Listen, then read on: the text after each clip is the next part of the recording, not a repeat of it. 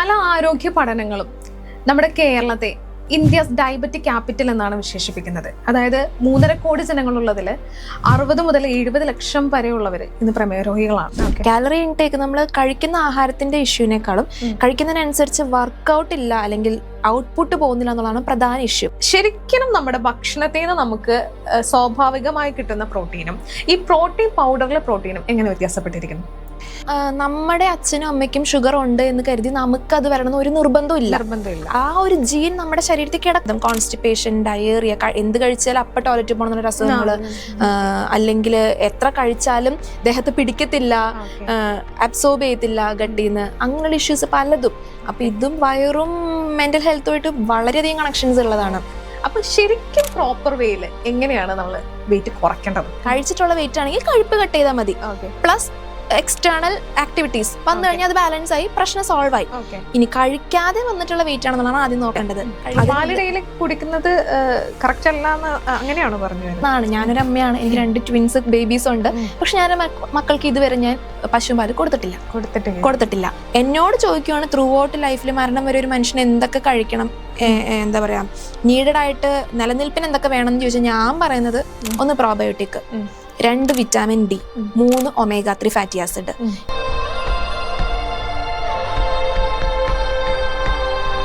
Two wheeler ക്രെയിനുമായിട്ടൊന്ന് തട്ടി, ക്രെയിൻ്റെ അടിയിൽ പോയി, എൻ്റെ റൈറ്റ് ലെഗ് എബോവ് നീ ആംപ്യൂട്ട് ചെയ്യേണ്ടി വന്നു. വേറെ ഓപ്ഷൻസ് ഉണ്ടായിരുന്നില്ല. നമ്മൾ എണീക്കാത്തിടത്തോളം നമുക്ക് വേണ്ടി ഒരാളൊന്നും ചെയ്തു തരാൻ പറ്റില്ല. നമ്മുടെ ഹെൽത്ത്, നമ്മുടെ മെന്റൽ ഹെൽത്ത്, നമ്മുടെ ഫിസിക്കൽ ഹെൽത്ത്, നമ്മുടെ എൻവയോൺമെന്റൽ ഹെൽത്ത് നമ്മുടെ മാത്രം ഉത്തരവാദിത്തമാണ്. ഇത്ര ഭക്ഷണം കഴിച്ചിട്ടും കൊക്കപ്പുഴ ഉണ്ടോ വയറ്റില്, എന്തുകൊണ്ട് ഇങ്ങനെ വലിയ കഴിക്കുന്നൊക്കെ എവിടെ പോവാ എന്ന് ചോദിക്കുന്ന ആളുകളുണ്ട്. കഴിച്ചിട്ടും വെക്കുന്നില്ലെങ്കിൽ പ്രശ്നം നോക്കണം. മെയിനായിട്ട് അത് നോക്കേണ്ടത്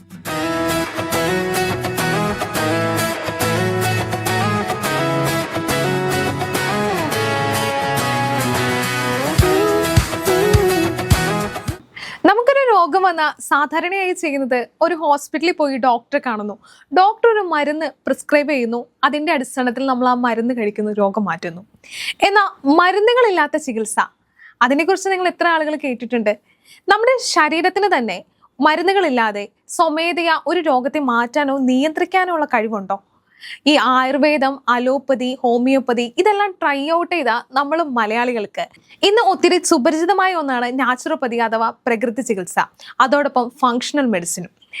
ഇന്നത്തെ പോഡ്കാസ്റ്റിൽ നമ്മൾ ഡിസ്കസ് ചെയ്യാൻ പോകുന്ന മെയിൻ കോണ്ടന്റുകൾ എന്ന് പറയുന്നത് എന്താണ് നാച്ചുറോപ്പതി അല്ലെങ്കിൽ ഫങ്ഷണൽ മെഡിസിൻ എന്നുള്ളത്, അതിലെ ലൈഫ് സ്റ്റൈൽ ഡിസീസസ് ആയ ഡയബറ്റിക്സ്, അതുപോലെ തന്നെ thyroid, PCOD, weight loss, weight gain, skin diseases, vitamin deficiency എന്നിവയാണ്. ഈ ഒരു എപ്പിസോഡിൽ ഇന്ന് നമ്മോടൊപ്പം ഉള്ളത് നാച്ചുറോപ്പതിയുടെ ഡോക്ടറായ ഡോക്ടർ ദിവ്യ സുജിത്താണ്. Doctor, welcome to the show. എനിക്ക് ആദ്യം ചോദിക്കാനുള്ളത്, നമ്മുടെ തൊട്ട് മുൻപുള്ള തലമുറ, അതായത് 80 വയസ്സുകൾക്ക് ശേഷം ഇപ്പോഴും ഒത്തിരി ഹാർഡ് വർക്ക് ചെയ്യുന്ന ആളുകളുണ്ട്. ഇപ്പൊ വിറക് വെട്ടിയും അങ്ങനെ കട്ടിയുള്ള പണികൾ ചെയ്തിട്ടും അവർക്ക് ക്ഷീണം വരുന്നില്ല.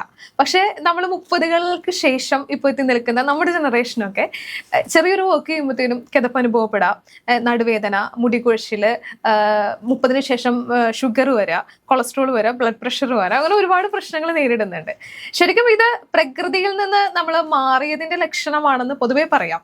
പക്ഷെ ആസ് എ നാച്ചുറോപ്പതി ഇതിനൊക്കെ എന്താണ് ഒരു സൊല്യൂഷൻ? എന്താണ് യഥാർത്ഥത്തിൽ നാച്ചുറോപ്പതി എന്ന് പറയുന്നത്? ഓക്കെ, നാച്ചുറോപ്പതി എന്ന് പറയുന്നത് ആക്ച്വലി ഒരു ഹോളിസ്റ്റിക് അപ്രോച്ചാണ്, ഒരു ഹോളിസ്റ്റിക് ഹെൽത്ത് കെയർ ആണ്. അതായത് നമ്മളിതിൽ നമ്മുടെ ഒരു പേഷ്യൻ്റ് അല്ലെങ്കിൽ ഒരാളെ, ഒരു മനുഷ്യ ശരീരം മുഴുവനായിട്ടും നോക്കിയാണ് ചികിത്സിക്കുന്നത്. അതായത് രോഗലക്ഷണങ്ങളെക്കാൾ ഉപരി രോഗം വന്ന അതിൻ്റെ റൂട്ട് കോസിനെയാണ് നമ്മൾ ട്രീറ്റ് ചെയ്യുക. അപ്പം മൂല കാരണം കണ്ടുപിടിച്ച് അതിനെ ട്രീറ്റ് ചെയ്താൽ മാത്രമേ നമ്മുടെ രോഗലക്ഷണങ്ങൾക്കൊരു ശാന്തി കിട്ടത്തുള്ളൂ. അതല്ലാത്ത പക്ഷം നമ്മൾ ഓരോന്നിനായിട്ട് ട്രീറ്റ്മെൻറ്റ് എടുക്കേണ്ട അവസ്ഥ വരും. പിന്നെ രണ്ടാമത്തെ ക്വസ്റ്റ്യൻ, എന്തുകൊണ്ടാണ് നമ്മുടെ പാരൻസ് ഒക്കെ ഹെൽത്തി ആയിട്ടും നമ്മൾ അൺഹെൽത്തി ആയിട്ട് ഇരിക്കുന്നതെന്ന് ചോദിച്ചു കഴിഞ്ഞാൽ, ഓഫ് കോഴ്സ് നമ്മുടെ ലൈഫ് സ്റ്റൈൽ മോഡിഫിക്കേഷൻസ് തന്നെയാണ്. പണ്ട് അവർ ജീവിച്ചിരുന്ന ആ ഒരു സ്റ്റൈലല്ല നമ്മൾ ജീവിക്കുന്നത്. നമുക്കൊരുപാട് life style changes, diet changes, exercise changes ഒക്കെ എൻറ്റയർലി ഡിഫറെൻ്റ് ആണ്. ഒരു 40 കൊല്ലം ബാക്കിലേക്ക് ചിന്തിക്കുകയാണെങ്കിൽ അവർ ജീവിച്ച ഒരു ഈവൻ ദോ നമ്മുടെ പ്രകൃതി മൊത്തം മാറി, ക്ലൈമറ്റ് മൊത്തം മാറി, ഒപ്പം നമ്മുടെ സാഹചര്യങ്ങൾ മുഴുവൻ മാറി. നമുക്കാർക്കും ഇപ്പോൾ ടൈമില്ല, എല്ലാവരും ബിസിയാണ്, എല്ലാവരും ജോലി ചെയ്ത് എല്ലാവരും സെൽഫ് ഇൻഡിപെൻഡൻ്റ് ആയിട്ട് ജീവിക്കുന്ന ആളുകളാണ്. അപ്പോൾ ആർക്കും അതിനുള്ള ടൈമൊന്നുമില്ല. എല്ലാവർക്കും ഒരു ക്യാപ്സ്യൂൾ പോലെ എല്ലാവരും സ്പീഡപ്പായിട്ട് നടന്ന് കിട്ടണം. ഒരു ക്യാപ്സൂൾ കഴിക്കുക, അതിലെല്ലാം മാറി കിട്ടണം. ടൈം വേസ്റ്റ് ചെയ്യാൻ ആർക്കും പറ്റില്ല. അതുകൊണ്ട് തന്നെ നമുക്ക് നമ്മുടെ സ്റ്റൈലുകളെല്ലാം വ്യത്യാസമാണ്. അപ്പൊ പാരന്റ്സിന്റെ ഹെൽത്ത് ഒന്നും നമുക്ക് എക്സ്പെക്ട് ചെയ്യാനേ പറ്റില്ല. പല ആരോഗ്യ പഠനങ്ങളും നമ്മുടെ കേരളത്തെ ഇന്ത്യസ് ഡയബറ്റിക് ക്യാപിറ്റൽ എന്നാണ് വിശേഷിപ്പിക്കുന്നത്. അതായത് 3.5 കോടി ജനങ്ങളുള്ളതിൽ 60 മുതൽ 70 ലക്ഷം വരെയുള്ളവർ ഇന്ന് പ്രമേഹ രോഗികളാണ്. പ്രമേഹത്തിന്റെ മൂല കാരണം കണ്ടുപിടിക്കാത്തതിലുള്ള പരാജയമാണോ അതോ ചികിത്സാ പിഴവാണോ ശരിക്കും പ്രമേഹ രോഗികളെ കേരളത്തിൽ കൂടി വരാനുള്ള കാരണം? നല്ലൊരു ചോദ്യമാണിത്. കാരണം പ്രമേഹം, ഡയബറ്റീസ് എന്ന് പറയുന്നത് ഇന്നില്ലാത്തവരില്ല. ഇപ്പൊ എൻ്റെ ക്ലിനിക്കൽ പ്രാക്ടീസിൽ വെച്ചിട്ട് ഒരു 100 പേഷ്യൻസ് വന്നാൽ 100 ആളുകൾ വന്നിട്ടുണ്ടെങ്കിൽ അതിലൊരു 85% ആളുകൾക്കും ഡയബറ്റീസ് ഉള്ളവരാണ്. ഡയബറ്റീസിന് പ്രധാന കാരണം നമ്മുടെ ലൈഫ് സ്റ്റൈൽ തന്നെയാണ്, ചേഞ്ചസ് തന്നെയാണ്. ലൈഫ് സ്റ്റൈൽ എന്ന് പറയുമ്പോഴത്തേക്കും നമുക്ക് കൂടുതലും പ്രോസസ്ഡ് ഫുഡ്, ഏറ്റവും കൂടുതൽ അധികം അതിനേക്കാൾ ഉപരി കാലറി ഇൻടേക്കിനനുസരിച്ചിരിക്കുന്നത്. കാലറി ഇൻടേക്ക് നമ്മൾ കഴിക്കുന്ന ആഹാരത്തിന്റെ ഇഷ്യൂവിനേക്കാളും കഴിക്കുന്നതിനനുസരിച്ച് വർക്കൗട്ട് ഇല്ല അല്ലെങ്കിൽ ഔട്ട്പുട്ട് പോകുന്നില്ല എന്നുള്ളതാണ് പ്രധാന ഇഷ്യൂ. അത് രണ്ടുപേരും സന്തുലിത അവസ്ഥയിൽ പോവുകയാണെങ്കിൽ ഈ ഇഷ്യൂസ് ബാലൻസ് ചെയ്യാൻ ഒരു പരിധി വരെ നമുക്ക് പറ്റും. അപ്പോൾ input should be always equal to output. അതാണ് എൻ്റെ മെയിൻ പ്രിൻസിപ്പിൾ. ഞാൻ ഫോളോ ചെയ്യുന്ന ഒരു കാര്യമാണത്. കാരണം നമ്മളിപ്പോൾ എത്രത്തോളം കഴിച്ചാൽ കാർബ് ഇൻടേക്ക് ആണ് മെയിൻ പ്രധാനം. കാർബോഹൈഡ്രേറ്റ്സ് കഴിക്കുന്നതിനനുസരിച്ച് അതിപ്പോൾ എന്താ പറയുക, അന്നജം അല്ലെങ്കിൽ ഗ്ലൂക്കോസ് നമ്മുടെ ശരീരത്തിലേക്ക് ഏതൊക്കെ രീതിയിൽ പലതരത്തിലെത്താം. ഷുഗർ, വൈറ്റ് ഷുഗറിന്റെ രീതിയിലായിരിക്കാം, ചോറായിരിക്കാം, കപ്പയായിരിക്കാം, കിഴങ്ങായിരിക്കാം, അല്ലെങ്കിൽ ആൽക്കഹോൾ ആയിരിക്കാം, ബേക്കറി ഐറ്റംസ് ആയിരിക്കാം. പല രീതിയിൽ നമുക്ക് ഗ്ലൂക്കോസ് അകത്തേക്ക് എത്തുന്ന ഗ്ലൂക്കോസ് ചെല്ലുമ്പോഴത്തേക്കും നമ്മുടെ ഇൻസുലിൻ അപ്പം തന്നെ പ്രൊഡക്ഷൻ ആവുകയാണ്.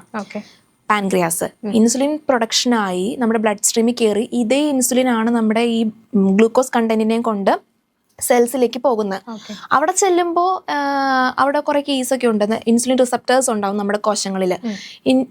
ഈ കോശങ്ങളിൽ ഇൻസുലിൻ റിസപ്റ്റേഴ്സ് അവരെ അട്രാക്ട് ചെയ്ത് അല്ലെങ്കിൽ അവരെ എടുത്ത് കോശങ്ങളുടെ അകത്തേക്ക് കയറ്റിവിടണം. എന്നാൽ മാത്രമേ ഈ ബ്ലഡിൽ കിടക്കുന്ന ഗ്ലൂക്കോസിന് കോശങ്ങളിലേക്ക് എത്താൻ പറ്റുള്ളൂ. കോശങ്ങളിൽ എത്തിയിട്ട് വേണം അവിടെ മെറ്റബോളിസം നടന്ന് നമ്മുടെ മൈറ്റോകോൺട്രിയ വഴി നമ്മുടെ കിച്ചൺ അവിടെയാണ് നടന്ന് നമുക്ക് എനർജി ATP ആയിട്ട് കിട്ടി നമ്മൾ ഓരോ ജോലികൾ കാര്യങ്ങളൊക്കെ ചെയ്യാൻ. എന്താ നമുക്കൊരു കണ്ണ് ചിമ്മി തുറക്കണമെങ്കിൽ പോലും ഒന്ന് ശ്വാസം വലിക്കണമെങ്കിൽ പോലും നമുക്ക് എനർജി വേണം. ആ എനർജി ബേസിക് ആയിട്ട് കിട്ടുന്ന സ്ഥലമാണ് ഗ്ലൂക്കോസ്. ഇതേ ഗ്ലൂക്കോസ് ആണ് നമുക്ക് ഈ പറഞ്ഞ ഷുഗർ തരുന്നതും, ഡയബറ്റീസ് ഉണ്ടാക്കുന്നതും. അപ്പൊ അതൊരു ഗ്ലൂക്കോസിന്റെ പ്രശ്നമാണോ എന്ന് ചോദിച്ചാൽ ഗ്ലൂക്കോസിന്റെ പ്രശ്നമല്ല, നമ്മൾ ചെയ്യുന്ന റോങ് മെത്തേഡിന്റെ പ്രശ്നമാണത്. അപ്പൊ ബേസിക് ആയിട്ട് നമുക്ക് കിട്ടേണ്ട ഗ്ലൂക്കോസ് അമിത അളവിൽ വരുന്നു. അമിത അളവിൽ വന്ന് അതിന് നമുക്ക് ആവശ്യത്തിലധികം സ്റ്റോർ ആവുന്നു നമ്മുടെ കോശങ്ങളിൽ. ചില ആൾക്കാർ പറയുന്ന കേൾക്കാറുണ്ട്, ഞാൻ മധുരം അധികം കഴിക്കില്ല, ഞാൻ കംപ്ലീറ്റ്ലി ഷുഗർ കട്ടാണ്, പക്ഷെ എനിക്ക് ഷുഗർ വരില്ല എന്ന് അങ്ങനെ ഉറച്ചു വിശ്വസിക്കുന്ന ആൾക്കാരുണ്ട്. കുറച്ച് മണ്ടത്തരമാണ് അത്. ശരിക്കും ആളുകളുടെ ഇപ്പോഴത്തെ ഒരു വിചാരം എന്ന് പറഞ്ഞാൽ നമ്മൾ കഴിക്കുന്ന മധുരം മാത്രമാണ് ഷുഗർ, ഒരു വൈറ്റ് ഷുഗർ മധുരം അതാണ്.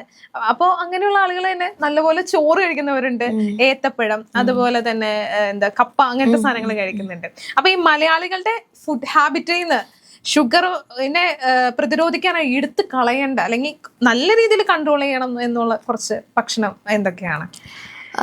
ഞാനിപ്പോൾ പറഞ്ഞില്ലേ, കഴിക്കുന്നതിനല്ല മെയിൻ ഇഷ്യൂ, കഴിക്കുന്നതിനനുസരിച്ച് ഔട്ട്പുട്ട് ഇല്ലാത്തതാണ് മെയിൻ ഇഷ്യൂ. അപ്പോഴാണ് അവിടുത്തെ ഇംബാലൻസ് വരുന്നത്. കഴിപ്പ് ഇപ്പൊ അഞ്ജിത പറഞ്ഞ പോലെ നമുക്ക് ചോറ്, കപ്പ, ഇതെല്ലാത്തിലും കിട്ടുന്നത് കാർബോഹൈഡ്രേറ്റ്സ് തന്നെയാണ്. പ്ലെയിൻ കാർബോഹൈഡ്രേറ്റ്സ് തന്നെയാണ്, വേറെ ഒന്നും പ്രത്യേകിച്ച് ഒന്നും കിട്ടാനില്ല. അപ്പൊ നമുക്ക് വൈറ്റ് ഷുഗർ എന്ന് പറഞ്ഞാൽ പഞ്ചസാര മാത്രം ഉദ്ദേശിക്കുന്ന, സത്യം പറഞ്ഞാൽ പണ്ടത്തെ കാലത്തെ അപേക്ഷിച്ച് ഇന്നത്തെ കാലത്ത് ഒരുപാട് അവയർനെസ് ഉണ്ട് ആളുകൾക്ക്. കാർബോഹൈഡ്രേറ്റ്സ് എന്താണെന്നും ഗ്ലൂക്കോസ് എന്താണെന്നും അത് ഏതിൽ നിന്നൊക്കെ കിട്ടുന്നു എന്നുള്ളത് ഒരു 10 കൊല്ലം മുന്നത്തെ അപേക്ഷിച്ച് ഇന്ന് നല്ല രീതിക്ക് അവയർനെസ് ഉണ്ട് ആളുകൾക്ക്. എങ്കിൽ പോലും ഇപ്പോഴും ആളുകളുണ്ട്, ഇപ്പോഴും അങ്ങനെ ചിന്തിക്കുന്ന ആളുകളുണ്ട്.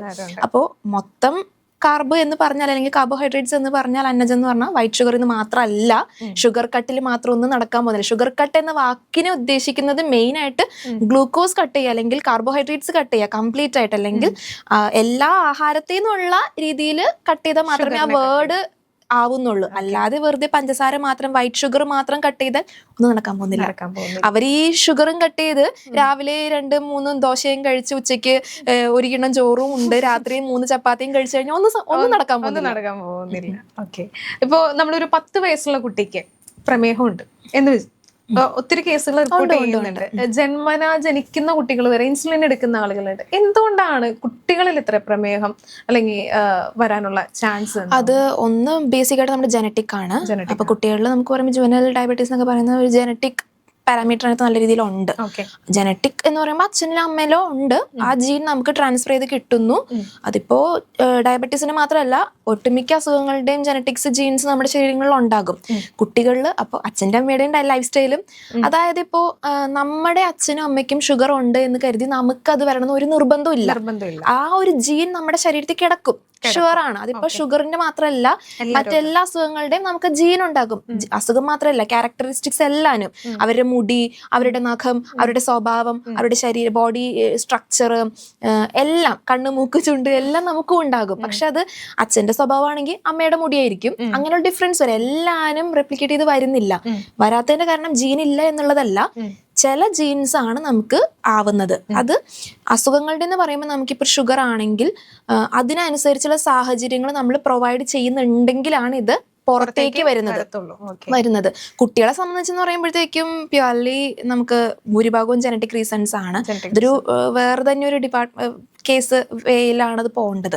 നോർമലി നമുക്ക് കണ്ടുവരുന്ന 90-95% ഷുഗർ പേഷ്യൻസ് അല്ലെങ്കിൽ ഷുഗർ കേസുകൾ എന്ന് പറയുന്നത് ടൈപ്പ് 2 ഡയബറ്റീസ് ആണ്. നമ്മൾ മെയിൻലി നമ്മുടെ ബോഡി പാർട്സിനെ ക്ലാസിഫൈ ചെയ്യുമ്പോൾ മേജർ ഓർഗൻസ് എന്നുള്ള രീതിയിൽ പറയുന്നത് ഹാർട്ട്, ലിവർ, കിഡ്നി, ഇതിനാണ് നമുക്ക് മെയിൻ ആയിട്ടുള്ള പ്രാധാന്യം കൊടുക്കുന്ന എപ്പോഴും ഇതിനാണ്.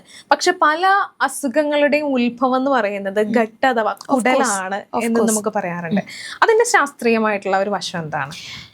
Gut is our second brain actually. അതാണ് മെയിൻ കാര്യം.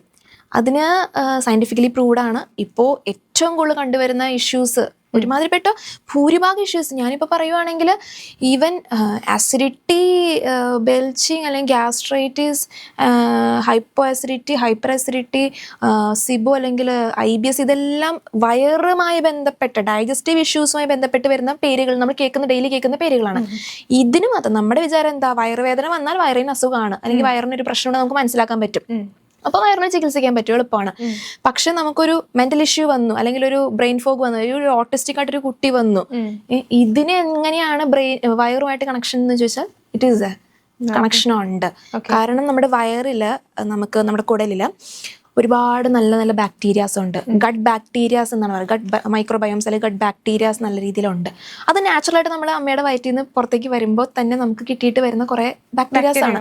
ഇതവിടെ ഉണ്ടെങ്കിൽ നമുക്ക് എല്ലാവർക്കും നിലനിൽപ്പുള്ളൂ. നമ്മുടെ സ്വഭാവ സവിശേഷത, നമ്മുടെ മുടിയുടെ നേച്ചർ, അല്ലെങ്കിൽ നമ്മുടെ ക്യാരക്ടേഴ്സ്, നമ്മുടെ അസുഖങ്ങള്, ഇതെല്ലാത്തിനെയും നല്ല രീതിയിൽ കൺട്രോൾ ചെയ്യുന്ന ആളുകൾ അവരാണ് നമ്മുടെ മെയിൻ. നമ്മുടെ ശരീരത്തിൽ ട്രില്യൺസ് ഓഫ് സെൽസ് ഉണ്ട്, ആക്ച്വലി ബില്യൺസും അല്ല, ട്രില്യൺസ് ഓഫ് സെൽസ് ഉണ്ട് നമ്മുടെ ശരീരത്തിൽ. അതുപോലെ തന്നെ ഉള്ള ബാക്ടീരിയാസ് ആണ്, അത്രയും നമ്പേഴ്സ് ആണ് ഇവരും ഉണ്ടെന്ന് ഞാൻ പറയാം. കാരണം ഇവരാണ് നമുക്ക് ഹാപ്പി ഹോർമോൺസ് റിലീസ് ചെയ്യുന്നത്, ഹെൽപ്പ് ചെയ്യും. നമ്മുടെ ബ്രെയിനിലും ഗട്ടിലൊക്കെ ഒരു ഹാപ്പി ഹോർമോൺസ്, സെറോട്ടോണിൻ എന്നൊക്കെ പറഞ്ഞ ഹാപ്പി ഹോർമോൺസ് റിലീസ് ചെയ്യണമെങ്കിൽ ഇവർ വിചാരിക്കണം, ഇവരുണ്ടെങ്കിലേ ആ പരിപാടിയൊക്കെ മര്യാദ നടക്കത്തുള്ളൂ. ഈ ഹാപ്പി ഹോർമോൺ ഉണ്ടായെങ്കിലേ നമുക്കൊരു ഹാപ്പിനെസ് ഫീൽ ചെയ്യത്തുള്ളൂ. അല്ലെങ്കിൽ നമ്മുടെ സ്ട്രെസ് ഹോർമോണിന്റെ അളവ് കൂടും, ഉറപ്പായിട്ട് കോർട്ടിസോളിന്റെ അളവ് കൂടുതലായിരിക്കും. നമ്മൾ സ്ട്രെസ്ഡ് ഔട്ട് ആവും, നമുക്ക് നിസാര കാര്യങ്ങൾക്ക് നമുക്ക് ഐശ്യം വരാൻ തുടങ്ങും, ദേഷ്യം വരാൻ തുടങ്ങും.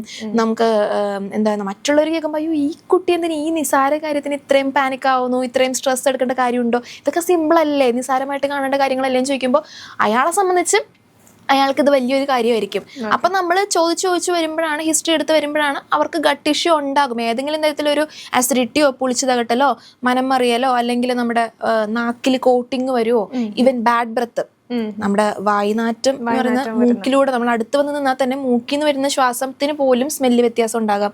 മലബന്ധം, കോൺസ്റ്റിപ്പേഷൻ, ഡയേറിയ, എന്ത് കഴിച്ചാലും അപ്പം ടോയ്ലറ്റിൽ പോകണമെന്നുള്ള അസുഖങ്ങള്, അല്ലെങ്കിൽ എത്ര കഴിച്ചാലും ദേഹത്ത് പിടിക്കത്തില്ല, അബ്സോർബ് ചെയ്യത്തില്ല ഗട്ടിന്ന്, അങ്ങനെയുള്ള ഇഷ്യൂസ് പലതും.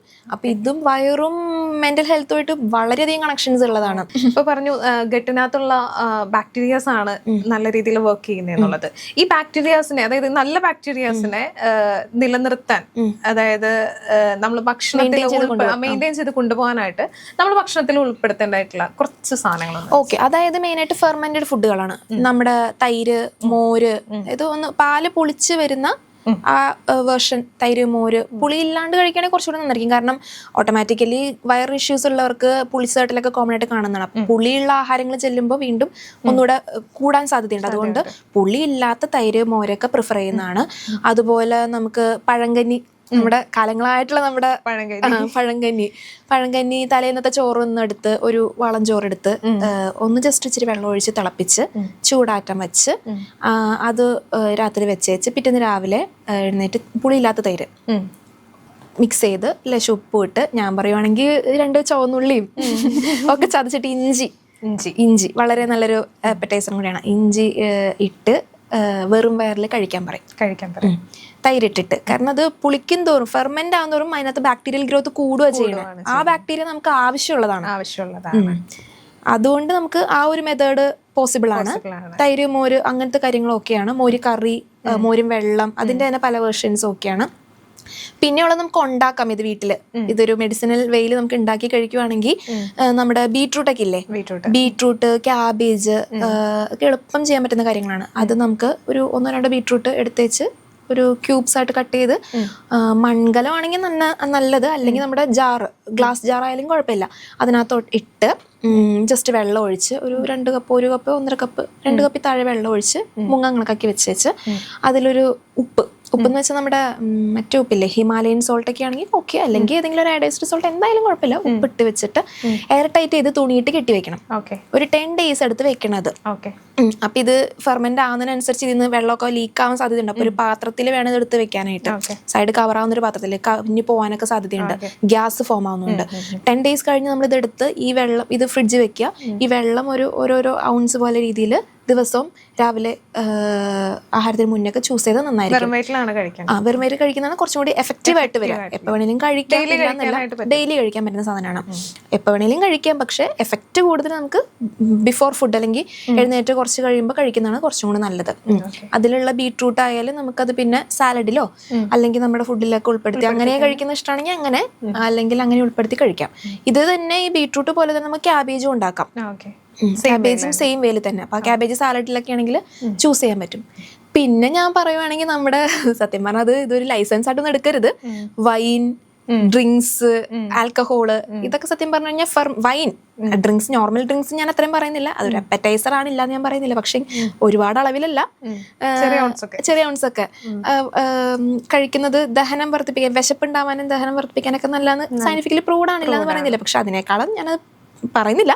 വൈൻ, നമ്മൾ വീട്ടിലുണ്ടാക്കുന്ന മുന്തിരിയുടെ വൈൻ, വീട്ടിലുണ്ടാക്കുന്ന വൈൻ, മുന്തിരിയുടെ വൈൻ, അല്ലെങ്കിൽ മറ്റുള്ള ഫ്രൂട്ട്സ്, ഏതൊരു സാധനം ഫ്രൂട്ടൊക്കെ ആണെങ്കിൽ ഗ്ലൂക്കോസ് ഫെർമെന്റ് ചെയ്യുമ്പോൾ നമുക്ക് ഓട്ടോമാറ്റിക്കലി ഫെർമെന്റേഷൻ സംഭവിക്കുമ്പോഴാണ് ബാക്ടീരിയൽ ഗ്രോത്ത് ഉണ്ടാകുന്നത്. അത് ഉപയോഗിക്കുന്ന ഡെയിലി അല്ലെങ്കിലും വല്ലപ്പോഴൊക്കെ ഉപയോഗിക്കുന്നത് രീതിയിൽ.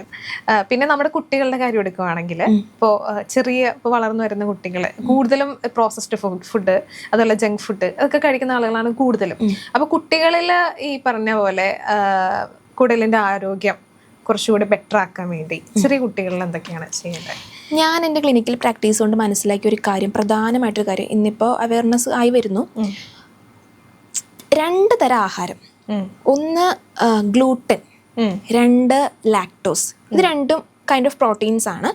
ഗ്ലൂട്ടൻ എന്ന് പറയുന്ന പ്രോട്ടീൻ നമുക്ക് കിട്ടുന്നത് ഗോതമ്പ്, വീറ്റ് ആൻഡ് ഇറ്റ്സ് പ്രോഡക്ട്സ്, മൈദ, ഗോതമ്പ്, റവ, അത് വെച്ചുണ്ടാക്കുന്ന ആഹാരങ്ങളിൽ നിന്ന് കിട്ടുന്നതാണ് ഗ്ലൂട്ടൻ എന്ന് പറയുന്ന പ്രോട്ടീൻ. ലാക്ടോസ് എന്ന് പറയുന്ന പ്രോട്ടീൻ എന്ന് പറയുന്ന പാല്, മെയിനായിട്ട് പാലിൻ്റെ ഉൽപ്പന്നങ്ങൾ, അതിൽ നിന്ന് വെച്ചുണ്ടാക്കുന്ന ഡയറക്റ്റ് പാൽ ഇൻടേക്ക് വരുന്ന ആഹാരങ്ങളിൽ നിന്നാണ് നമുക്ക് ഈ പ്രോഡക്ട്സ് കിട്ടുന്നത്. ഈ 2 പ്രോട്ടീനും ചില ആളുകളിൽ, ഇന്ന് കുറേ ഉണ്ട് ഇല്ല എന്നല്ല, നമുക്ക് ഡൈജസ്റ്റ് ചെയ്യാനുള്ള എൻസൈംസ് നമ്മുടെ വയറിലില്ല. അല്ലെങ്കിൽ അതിനെ വേണ്ടുന്ന നല്ല രീതിക്ക് ഡൈജസ്റ്റ് ചെയ്യാൻ നമ്മുടെ വയറിന് പറ്റാറില്ല. അപ്പോൾ നമുക്കത് ശരിക്കും പറഞ്ഞാൽ അഡ്വേഴ്സ് റിയാക്ഷൻസ് കാണിക്കാറുണ്ട്. ഫുഡ് അലർജി ആയിട്ട് കാണിക്കാറുണ്ട്, വയറിൻ്റെ ഇഷ്യൂസ് ആയിട്ട് കാണിക്കാറുണ്ട്, ബോഡി അലർജി ആയിട്ട്, സ്കിൻ ഇഷ്യൂസ്, സ്കിന്നിൽ ചൊറിച്ചിൽ, തുമ്മൽ, അല്ലെങ്കിൽ നമുക്ക് എന്താ പറയുക മെൻ്റൽ ഇഷ്യൂസ്, കുട്ടികൾക്കാണെങ്കിൽ ഹൈപ്പർ ആക്ടിവിറ്റി, ഈവൻ ഓട്ടിസം, അതുവരെയുള്ള എക്സ്റ്റെൻറ്റിലേക്ക് ഈ അസുഖങ്ങൾ കൊണ്ടെത്തിക്കാൻ ഈ 2 ആഹാരങ്ങൾക്ക് പറ്റാറുണ്ട്.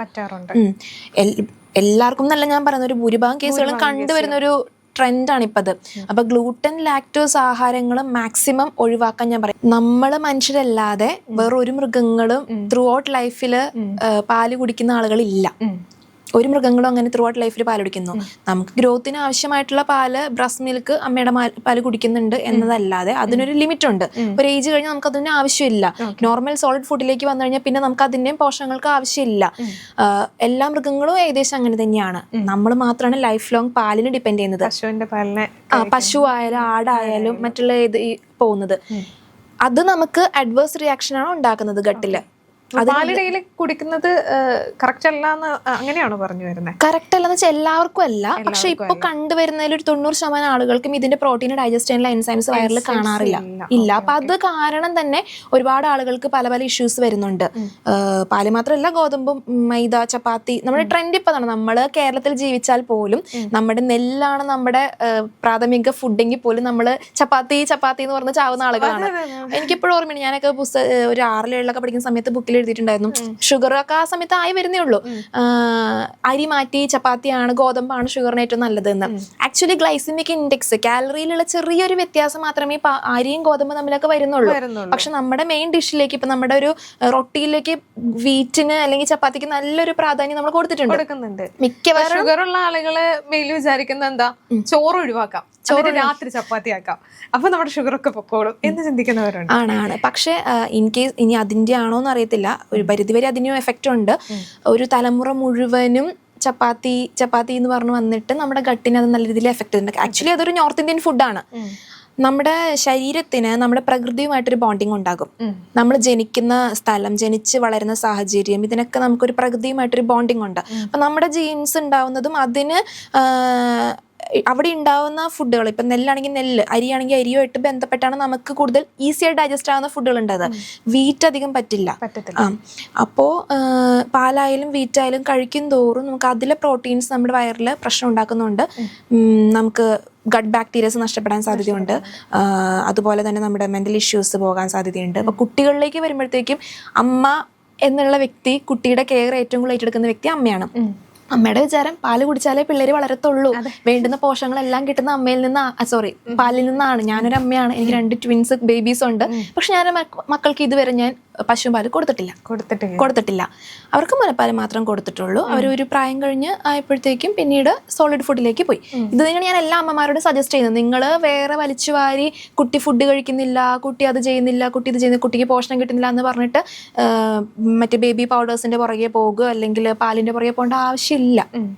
അവർക്ക് നാച്ചുറൽ ആയിട്ട് കിട്ടേണ്ട ഇത് കൊടുത്തു കഴിഞ്ഞാൽ പിന്നെ നോർമൽ സോളിഡ് ഫുഡിലേക്ക് പോയാൽ മതി. ഇത് ചെല്ലും തോറും ഇവരെ ഗട്ട് മോശമാവുക ചെയ്യുന്നത്. അപ്പോൾ എത്രയോ അമ്മമാർ എൻ്റെ അടുത്ത് വരുന്നു, എത്രയോ കുട്ടികളെയും കൊണ്ട് വരുന്നു, ഹൈപ്പർ ആക്ടിവേറ്റ് ആണ്, ADHD, കുട്ടികൾ ഒരിടത്ത് ഇരിക്കുന്നില്ല. ശരിയാണ്, സത്യമാണ്. ആദ്യത്തെ വിസിറ്റിൽ അവർ കുട്ടികൾ വരുമ്പോഴത്തേക്കും ഭയങ്കരമായിട്ട് ഹൈപ്പർ ആയിരിക്കും, അവർക്ക് റെസ്റ്റ്ലെസ് ആയിരിക്കും. അവർക്ക് അവിടെ ഇരുന്ന് നമ്മൾ പറയുന്ന ഒരു 10 മിനിറ്റ് 20 മിനിറ്റ് കൺസൾട്ടേഷൻ റൂമിൽ ഇരിക്കാനുള്ളൊരു പേഷ്യൻസ് അവർക്ക് ഉണ്ടാവത്തില്ല. എന്നാൽ ഒരു 3-4 വിസിറ്റ് കഴിഞ്ഞ് വരുമ്പോഴത്തേക്കും വെയിറ്റിംഗ് ഏരിയയിൽ ഇരുന്ന് അവർ നമ്മൾ വെയിറ്റിംഗ് ചെയ്യും. അകത്ത് വന്നിരുന്ന ആ ഒരു വെയിറ്റിംഗ് പീരീഡ് അവരെ ബോർ ചെയ്യത്തില്ല. അങ്ങനെയുള്ള ഒരുപാട് വ്യത്യാസം നമുക്ക് കാണാൻ പറ്റും. അപ്പം അച്ഛനും അമ്മയും തന്നെ പറയും, പണ്ടാണെങ്കിൽ ഇവിടെ അടിച്ച് തകർത്തേനെ, ഇപ്പം അത്രയും കുറച്ച് കുറവുണ്ട് എന്ന് അവർ തന്നെ പറയും. കാരണം അവരുടെ മെയിൻ ഇഷ്യൂ കിടക്കുന്നത് ഗട്ടിലായിരിക്കും. പിന്നെ മെയിനായിട്ട് ഗ്ലൂട്ടൻ എന്ന് പറയുമ്പോഴത്തേക്കും ബേക്കറി ഐറ്റംസ്, മെയിൻ മൈദ കൊണ്ടുണ്ടാക്കുന്ന ആഹാരങ്ങളാണ്. അപ്പോൾ അതുകൊണ്ട് ബ്രെഡ്, മറ്റേ റസ്ക്, ബിസ്ക്കറ്റ് ഒക്കെ പ്രധാന ഘടകമാണ്. ഒന്നാമത്തെ എളുപ്പ പരിപാടിയാണ്, അമ്മയ്ക്ക് സംബന്ധിച്ച് ഏറ്റവും എളുപ്പമാണ്. 2 ബിസ്ക്കറ്റ് കൊടുത്തു കഴിഞ്ഞാൽ കൊച്ചിന്റെ വിശപ്പ് മാറി ഓക്കെയാണ്. ആ ഒരു ഫുൾ പാക്കറ്റ് ഒക്കെ ഒറ്റ ഇരിപ്പിൽ കഴിക്കുന്ന ചെറിയ മക്കളുണ്ട്. പക്ഷെ അതൊന്നും ഒട്ടും സജസ്റ്റീവ് അല്ല. പകരം നമുക്ക് അരിയുടെയോ അല്ലെങ്കിൽ മില്ലറ്റ്സിന്റെ പ്രോഡക്ട്സ്, ഇപ്പോൾ റാഗി, ചാമ, തീന, അതിന്റെയൊക്കെ പല ഇപ്പൊ ബിസ്ക്കറ്റ്സ് ഒക്കെ അവൈലബിൾ ആണ്.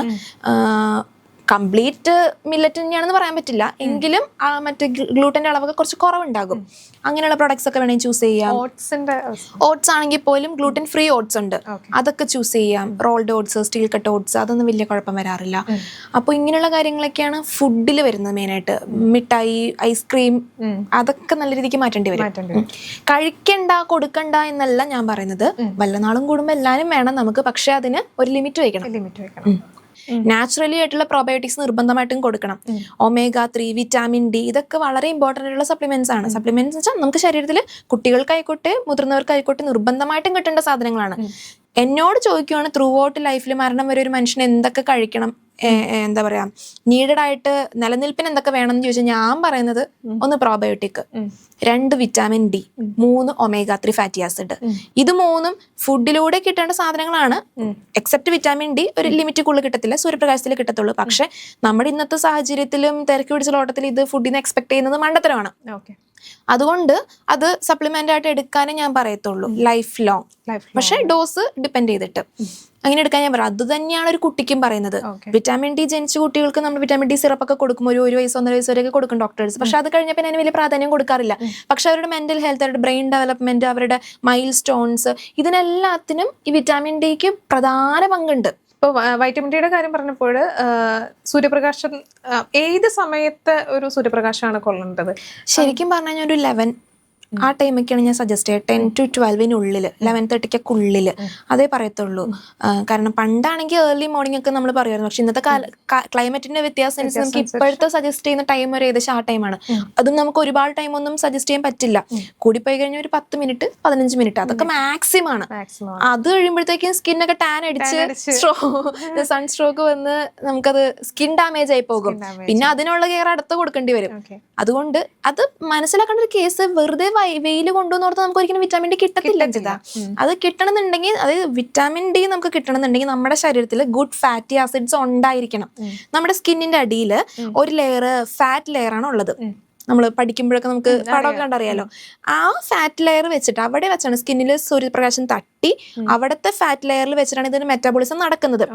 ആ ഫാറ്റ് ആണ് നമുക്ക്, നമ്മൾ പഠിച്ചില്ലേ മറ്റേ മൈലിൻ ഷീത്ത്, നമ്മുടെ നെർവ്സിനൊക്കെ കണ്ടക്ഷൻ കൂട്ടുന്ന മൈലിൻ ഷീത്ത്. അപ്പോൾ ഇന്നത്തെ കാലഘട്ടത്തിൽ നമുക്ക് അതായത് എക്സേർഷൻ വരുന്ന വർക്കുകളെക്കാളും കൂടുതൽ എന്നെയും തന്നെയും പോലെയൊക്കെ ഇരുന്നുകൊണ്ടുള്ള ജോലികളൊക്കെയാണ് കൂടുതൽ. ബ്രെയിൻ ആണ് കൂടുതൽ വർക്ക് ചെയ്യുന്നത്. ഫിസിക്കൽ ആക്ടിവിറ്റീസ് കുറവാണ്. ജിമ്മിൽ പോയി ചെയ്യുന്നു, ഓക്കെ ശരിയാണ്. എങ്കിലും മറ്റുള്ളതിനെ അപേക്ഷിച്ച് പണ്ട് കപ്പയും ചോറും തിന്ന് പാടത്ത് പണിയെടുത്തിരുന്ന ആൾക്കാരല്ല ഇന്ന് നമുക്ക്. അപ്പം നമ്മുടെ എന്താണോ നമ്മുടെ എക്സേർഷൻ ടൈപ്പ് വരുന്നത്, എന്താണോ നമ്മുടെ നീഡ്, അതിനനുസരിച്ചുള്ള ഫുഡാണ് നമ്മൾ കഴിക്കേണ്ടത്. അപ്പോൾ ഫാറ്റിന് പ്രധാനമായിട്ട് ഇമ്പോർട്ടൻസ് ഉണ്ട്.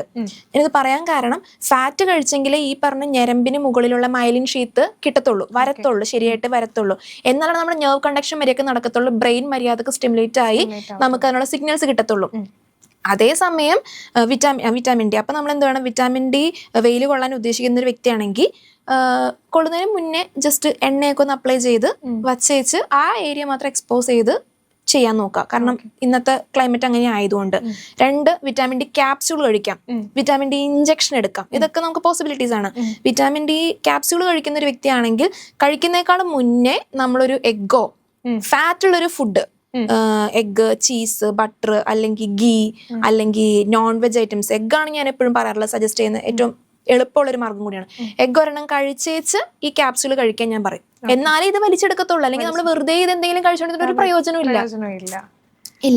അപ്പൊ നമുക്ക് ബ്രെയിൻ ഡെവലപ്മെന്റിന്, കുട്ടികൾക്കാണെങ്കിൽ പോലും ബ്രെയിൻ ഡെവലപ്മെന്റ്, ബ്രെയിൻ ഗ്രോത്ത്, അവർക്ക് വേണ്ടുന്ന ചിന്തിക്കാനുള്ള കഴിവ്, നമുക്കാണെങ്കിൽ പോലും ഫാറ്റിനാണ് കാർബോഹൈഡ്രേറ്റ്സിനേക്കാളും റോള് ഇന്നത്തെ തലമുറയിലെ ഏറ്റവും കൂടുതൽ.